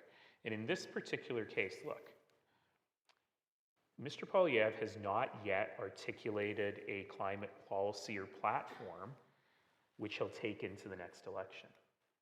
So you need to be working with him now and with his environmental critics to say, okay, you hate the carbon tax. We know that some sort of carbon pricing matters. We know even in Alberta, industrial carbon pricing is a really important part of our emission strategy. Alberta actually had the first carbon tax in Canada, I believe, on large emitters. It's called the TIER program. Do you like cap and trade? Because we dismantled it, but do you want it back? Do you think you can do it all through regulatory work, as Mark knows a lot more about? But what will those regulations look like? And it's important to get to him now with those conversations so that it gets baked into the platform going into the election, rather than try and convince a newly elected government that they've got to do stuff they never talked about in the election. You're right. And just to follow up on that for maybe, and I know that this is a very select audience here, the people are probably engaged anyway, but is it worth laying out what that looks like? How do you approach? Yeah. How do you do that? Well, if it were me, Yeah. and Megan, you'll have a lot more to say about this as an activist. If it were me, I would be taking meetings right now with his critics on environment, because no one's meeting with them. So sit down with them now, remind them that it was Mr. Harper, Prime Minister Harper, who signed on to net zero by 2050. Get from them a commitment that the Conservative Party is still dedicated to that, and then be helpful in saying, okay, if you want to axe the carbon tax, I'm not going to try and convince you that the carbon tax is the way to go, but can I work with you to figure out how we're going to get to net zero in ways that are more palatable to your party and to your voters? So that's how I would start. I'd try to get Mr. Poilievre's ear. I'd try to get the ear of his top advisors, Jenny Byrne and others. I'm not an Ottawa guy, but I know this stuff. Yeah. And I would go talk to the critics right away. Yeah. Would you agree, Megan? Absolutely, 100%. Start with 2050, work backwards. Bring in people like Mark who can, model it out and show that if you're not going to do this, then you do need to do that and that. But there's a way to do it for sure. Mark, I think this one might be, we'll start with you on this one. We live in a time of large-scale access to information and the ability to communicate widely, yet many people still don't see themselves in the democratic process, and in some cases, apathetic about their role. How do we as a society move past the notion that democracy is only checking a ballot at election? How do we empower those that society has disenfranchised and excluded to fully participate, especially when there is political incentive to keep voices silent? That might be for anyone. Yeah, I think it's for them. Yeah, I thought it was going to be on misinformation. My apologies. Yeah. I'll offer one. I think that's been a bit of the tone of a lot of our interventions, but I would encourage people to check out something called My Climate Plan. It's a new organization. You might be like, God, do we need another organization? Yes, we do. Because this organization, it's a bit of deep democracy. It's looking at communities. So we're neighbors, we live in a community, we are worried about floods, we are worried about wildfires. How can we take action as a community? What do we need to do? So that you get assigned somebody who walks you through what some of the things are that you can do as a neighborhood, like not even Nova Scotia, but like your neighborhood. And by taking action, it's incredibly empowering. So this is adaptation, right? It's not mitigation. But you take steps towards that adaptation, and then my climate plan also gives you small steps that you can take to asking for policies about mitigation. It starts with you and your community, and it then brings you along to maybe take other steps as well into advocacy. And I think it's a wonderful, especially, I mean, you're all here on purpose. You care about this a lot. There are a lot of people who aren't here right now, and they are so intimidated by this issue. Where do I even start? What if I get it wrong? What if I vote the wrong way? So this is a way to just start with the basics of what does my community need to do to adapt? And it's like the gateway drug of climate change. And I think they're doing great work. This one might be for you, Mark. Amid an unprecedented housing crisis, how can environmentally sustainable urban development stand a chance against the pro-development rhetoric of red tape? Urban planning delays, diminishing the power of city councils. When he's done, I got stuff to say about that. No, and so my answer might sound trivial depending on what follows. I just want to say that when it comes to greenhouse gas reduction, and I think we do agree on this because we kind of talked about it. You sound surprised by that. Well, it's just. I was thinking that It's more fun to play devil's advocate. Who knew where you might go, but a lot of what I run into on urban, we call it urban form, buildings, structures, how the city's laid out, is presented as, this is really going to make a big difference in greenhouse gas reduction. And it doesn't really. The cars have to be electric or something like that, hydrogen or whatever. And when they are, it doesn't matter if that city's full of cars congested together. It might not be a livable city. So you want to do things about urban form, transit, alternative, personally active modes of moving around. Do those things, but that's not for the climate. Like, do it for livable cities. When it comes to the climate, it's those 2 or 3 policies that have to make sure we're not driving gasoline vehicles 20 years from now, and we're not selling them after 10 years from now. And likewise with installing natural gas furnaces in homes. And so those policies aren't necessarily an urban policy. So if someone is in despair on the urban side, I would argue that things to do with housing, right, then yes, look for your other objectives. Make sure you have the policies in place at all levels of government to make sure that you're not just building something with natural gas or heating oil that's also doing outdoor heating. I see that all the time now, or like driveway heating and so on and so forth. So, but I'll pass it over to you. So I'll be back next month for the Stanfield Conversation on housing policy. We got a lot to talk about, but I will very, very, very briefly say that I'm actually deeply concerned that this sort of consensus that we've come to on housing, which is that it's all about supply, has a very real risk of turning into a system where we will build a lot more unaffordable supply and a lot more unlivable, to use your word, Mark, supply. And so a lot of that quote-unquote red tape, a lot of the gatekeepers, quote-unquote, at the municipal level, are actually trying to regulate the market in a way that is more climate-friendly, that increases affordability of homes and so on. So I'll give you a very brief example. The current federal Minister of Housing is on a bit of a tear around development charges, which are the charges that municipalities charge to builders for things like water and wastewater infrastructure, public transit, and so on. And he seems to think, I'm going to try and convince him he's not quite right, that these development charges increase unaffordability by increasing the price of the home up front. Our experience in Calgary, where we nearly tripled the development charges, is that is not in fact what happened. The cost did not get passed on to the home buyer, but in fact, because the development charges are per acre, the home builders created more density. So they could have more units per acre, which actually reduced the cost of housing overall. But if you get rid of those development charges, it means that your monthly water bill and your property taxes are much, much higher. So we run the risk of building homes that no one can afford to live in. They may be cheaper to buy, but you can't afford to stay there.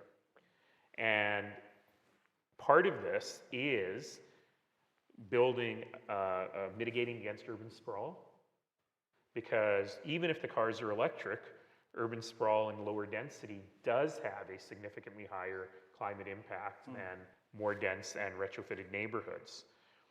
Even simple things like building grid streets like you have in older neighborhoods instead of curves and cul-de-sacs can make a huge difference, not just in livability, but also in encouraging people to walk, encouraging them to take transit, and so on. So I am a little bit concerned, as the questioner has said, that our rush to build more housing is going to backtrack on 30 years of, well, 15 years of progress on combating urban sprawl and building more livable and more climate-friendly communities. And the final thing I'll say is, of course, if you can figure out a way to build more energy-efficient homes up front, that also allows you to reduce your costs of home ownership or rental going forward. But we are, to follow up on that, because it is timely here in Nova Scotia, 2 weeks ago, the current provincial government floated a bill, brought forward a bill that would further usurp power from the municipality and freeze development fees. So they've kind of, because things aren't happening fast enough. And I know for a fact here that a lot of time, a lot of energy has gone into Halifax and into urban planning here. Oh, and Mayor Savage told me I should talk about Halifax and how it's the best urban climate plan in the country. But I think even like another, Did it for you, Mike. another one thing that does concern me a little bit, aside from the planning, is just the erasure of this order of government. Yeah. Because, can I say this? Yeah, I'm always trying to go through the journalistic standards and procedures and keep myself from getting fired. But good safe idea. Space. My safe space, right? And online, the internet. Everyone watching from Kazakhstan. Would there be? No. The municipal order of government. Here, certainly, councillors put their cell phone number on their webpage. Sure. You can call them, and they get called all the time, and they hear about stuff all the time. They respond all the time. It is probably, inarguably, I think, the most responsive order of government.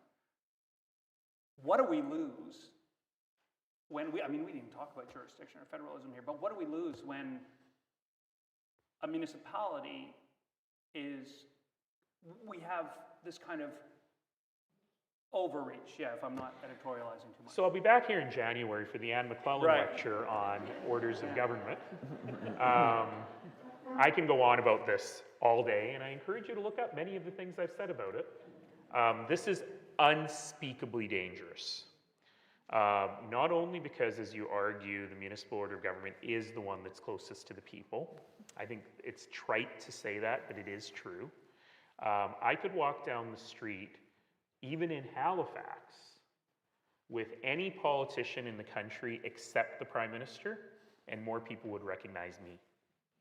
It's not because I'm so good looking, but it's because the mayor is the only political job in Canada where you vote for that person, right? You don't vote for their party. We don't get to vote for Justin Trudeau unless we live in Papineau, but everyone who lives in Halifax has the opportunity to vote for Mike Savage. And so they put something into that relationship, which I think is really important. But the other thing that's really important is that, except in the lower mainland of British Columbia and in the big cities in Quebec, we do not have political parties in the municipal order of government. And the political parties we do have in the lower mainland and in those big cities in Quebec are bespoke political parties. They're for that mayor usually. And in Vancouver, they kind of last a bit longer sometimes. But because of that, we are forced to work together. Purple, right? On my councils, I had everybody from Tea Party of Canada to Mother Earth will save us all through the use of natural crystals. And those people had to work together. And the vast majority of what we did actually passed unanimously because we were able to set aside the partisanship. And the loss of that, and for partisan orders of government to say we are somehow more legitimate than these nonpartisan orders of government that people actually voted for those people, not for the party, is, I think, very dangerous for democracy. And that's a whole other lecture. But a good one. I think we have, do we have time for, I've got so many apps open on my phone now trying to keep track of time, and how are we doing for time? Catching a Pokemon here and there. That's it, I've got a little bit, yeah, Pokemon. Never got it. If I wanted to push a climate initiative that could be launched across the country, a national policy, is it best to A, email multiple members of parliament to get the idea out there, or just share the idea only with my member of parliament to champion it? Which approach will best achieve the objective? I guess, yeah. So you're asking how an individual citizen... This is it, yeah. If this person who has emailed wants to push a climate initiative, they have an idea, kind of like the microplastics. Do they go to one, or do you just hedge your bets and go to a bunch of people? So I'll just say, one thing I would respond to them is I'd say, tell me what's missing, because we only need about 6 policies and they're all there, and we're fighting about them right now. And our regional issue, just to go back to that electricity one, actually the electricity regulation could have said everyone get to 0 emission in Canada by 2025. If it was tailored to Quebec, British Columbia, Manitoba. So it already is tailored for a specific region, but now I've taken us on a circuitous route there. My answer is, oh my goodness, we've already got the policies we need to get our emissions down by, as I say, 30% by the end of this decade. That's going to be tight now, and I don't think we'll make the 40% of the Liberals' target, but I'm not as concerned. It'd be amazing if we see that drop, and we've got the policies in place to get to net zero by 2050. So it's kind of like, why layer some more on top of this? So we'll fight about more things? But maybe I'm not being fair. Maybe this person has this wonderful idea, and Megan's going to tell them how they can get it in. Both. I mean, you might start with your MP, and you might not get a receptive ear. So then you go somewhere else. But I would say find a champion and start with that champion. And then that champion can tell you, well, who else could be a champion? What else could I do? But you've got to find your champion first. Want to wrap it up? No. Keep it going? But we probably should. We probably should. So I think that the way, if I recall correctly, yes, each of you, Naheed, has 3 minutes. Oh. I don't remember that part of the, okay. I don't know if these things are kind of like climate targets or what, like if they're aspirational. They're aspirational. But yeah, 3 minutes to summarize everything. But 3 minutes I'm ready to do it. Are you? Yeah. Let me start this. What are you starting? The gun? No, I'm not. There will be no guns fired here, but I am starting a timer mark. Okay, yeah.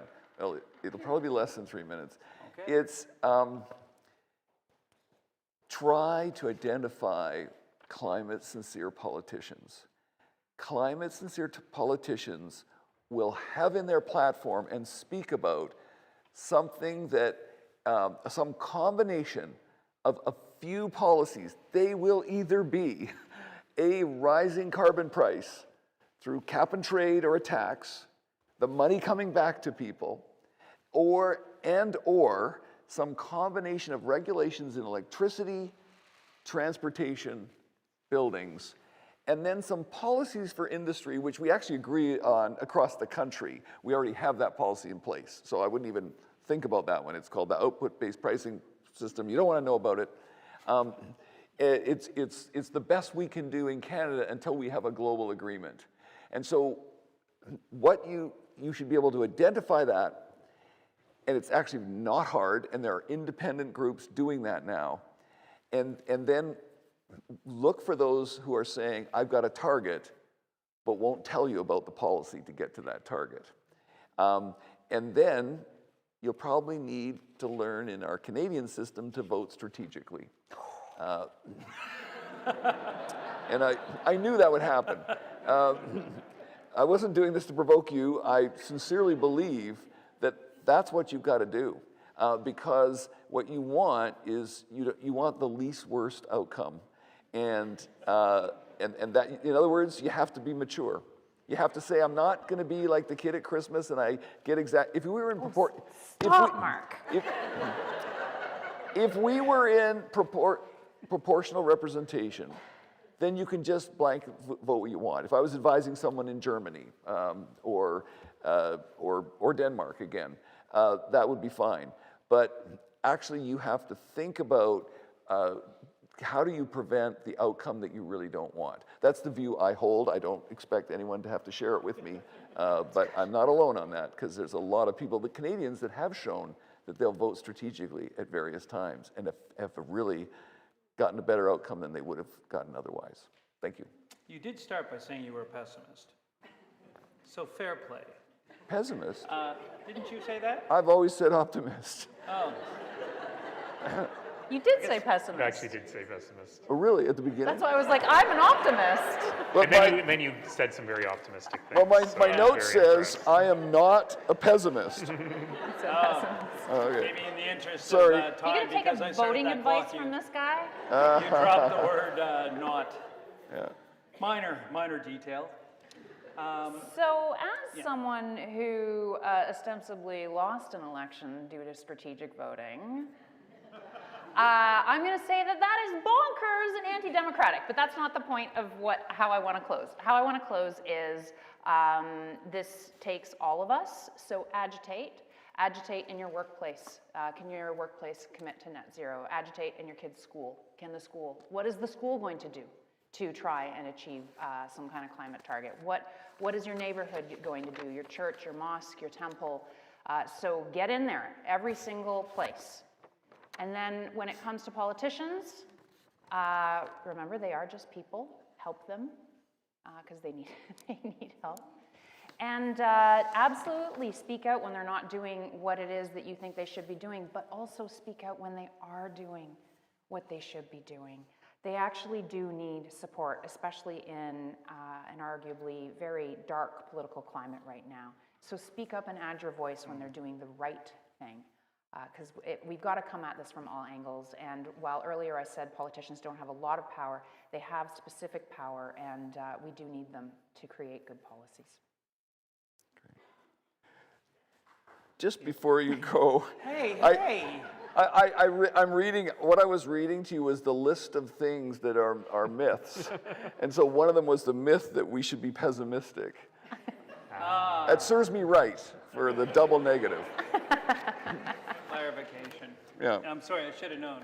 Perhaps you just read as a pessimist. Yeah. Teasing. I just want some popcorn right now. Oh, that's good. The hardest thing right now for me is empathy. Empathy's so tough right now because those people crazy. They don't listen to reason. They don't listen to science. They don't listen to evidence. They're trying to ruin everything. Now, when I say that, I want you to think about who you pictured in your head. I know who I pictured. I pictured those clowns in downtown Ottawa last winter. But I'll tell you, when I said that and gave that description, other people would have pictured drag queens reading to kids. Empathy's so hard right now. And maybe there are people on the extremes who we just need to cut out a little bit. Maybe we need to quit Twitter. But the vast majority of people just want a good life for themselves and their kids. They don't want to pay too much in taxes, but they understand taxes get them services that they need. So how do we figure out how we build that coalition together. And as I said earlier, for those of us who've been on the front lines of trying to build community, it's been an exhausting 3 years. And so many people are like, I'm out. I need to recharge, I need to relax, I need to figure out how to move forward separately. But we can't do it, because that clay is going to harden. And now more than ever, we need to be able to build the community together on critical issues like climate. I often say that real community change doesn't come from incredibly good-looking ex-politicians sitting on stages talking about things, by which I mean Megan and Joe and Ann. It comes from everyday people. Everyday people using our everyday hands and our everyday brains and our everyday hearts, and nowadays more than ever, our everyday voices, in order to cry out for the change that we need. So what does that mean? It means talk to your neighbors and your friends. As Megan says, it means organize in your faith places and in your sports teams and with the other hockey mums and dads to talk about what kind of a society we want to build together. It means volunteer at the library to help newcomers with their English language skills. It means do all the little things that we need to do to build up the tapestry and the fabric of community. So when I talk about stuff like that, when I talk about the importance of empathy and service and kindness and compassion and mercy and love, people kind of roll their eyes because I'm so out of fashion in the political environment right now. Sometimes they call me a snowflake. Well, yesterday my flight was delayed an hour and a half because we had the first winter storm in Calgary. And I happened to run the snow removal system in Calgary for 11 years. It doesn't snow that much in Calgary, by the way, much less than here. But one thing that I have learned is that enough snowflakes put together are the most powerful force on Earth. So let's bring on the blizzard, shall we?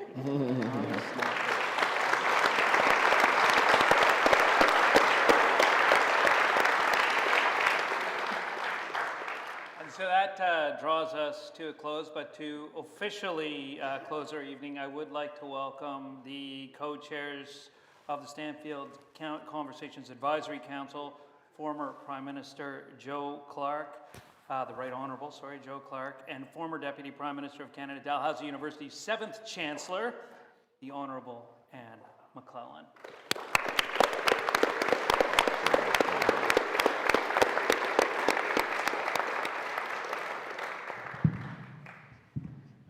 Good evening. Where were you? I can remember a time when I used to spring up to these. Good evening, everyone, and thank you all for being here. Jeff, let me say, you and I have never met, but I always wanted to meet the guy who was, I am Canadian. So there, my dream has come true. Anyway, on a slightly more serious note, thank you, Jeff, for moderating this evening. Thank you, Mark, Megan, and Naheed, fellow Albertan, fighting the snow to get here last evening. A big thank you. I think, ladies and gentlemen, you would agree that this was a thought-provoking, engaging conversation about an incredibly important subject. If you take democracy alone, let alone then how democracy can deliver, or will it deliver, on the challenge of climate change, I think you can see just how big and complex this topic is. But I think all three of you brought thought-provoking ideas, wit, humor, and at the end of the day, for me, democracy is always about community. And what is community about? It's about engaging, right? Talking to each other, learning from each other, building those bonds that actually create the environment in which we can reach consensus and move forward in ways that help us all. So I think you reaffirmed that for me. We've had a big discussion around optimism and pessimism over the past 2 days. I was just telling Frank Harvey, I won. We are essentially optimists, Frank, and I think you heard that up here, because quite honestly, ladies and gentlemen, seriously, if you weren't an optimist, I do not believe you could get up in the morning.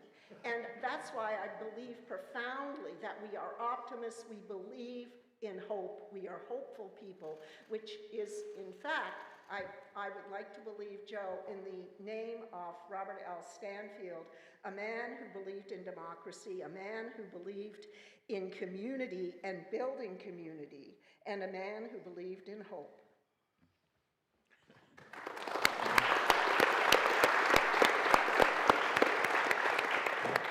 What can I say, Anne, but amen?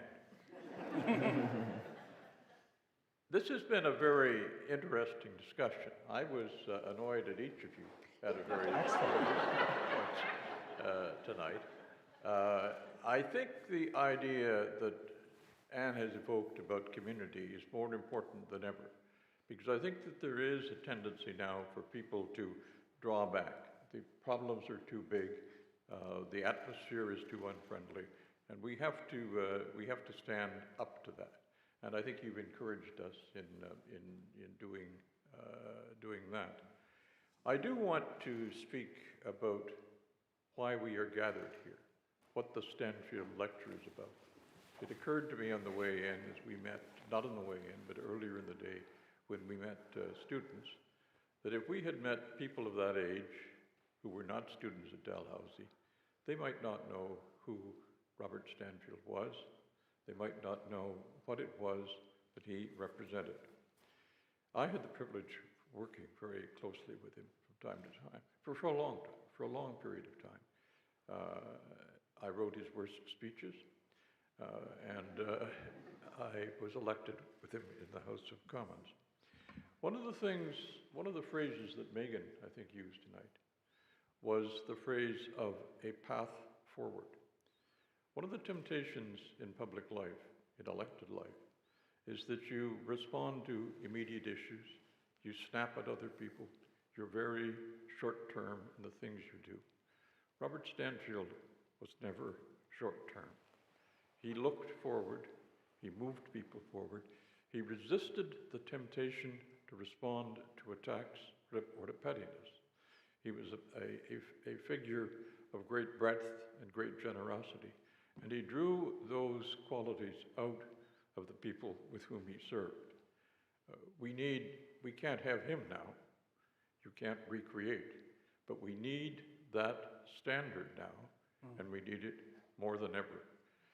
This series of the Stanfield lectures is designed not only to draw attention to a Nova Scotian and a Canadian who deserves more attention, but also to draw attention to the value of the standards that he sympathized. You've helped us tonight in doing that, and we very much appreciate the interest, the continuing interest that is shown in this series of lectures. And I think with that, I'm not sure if it's the chair who does that, or me as the last co-chair, I declare this adjourned.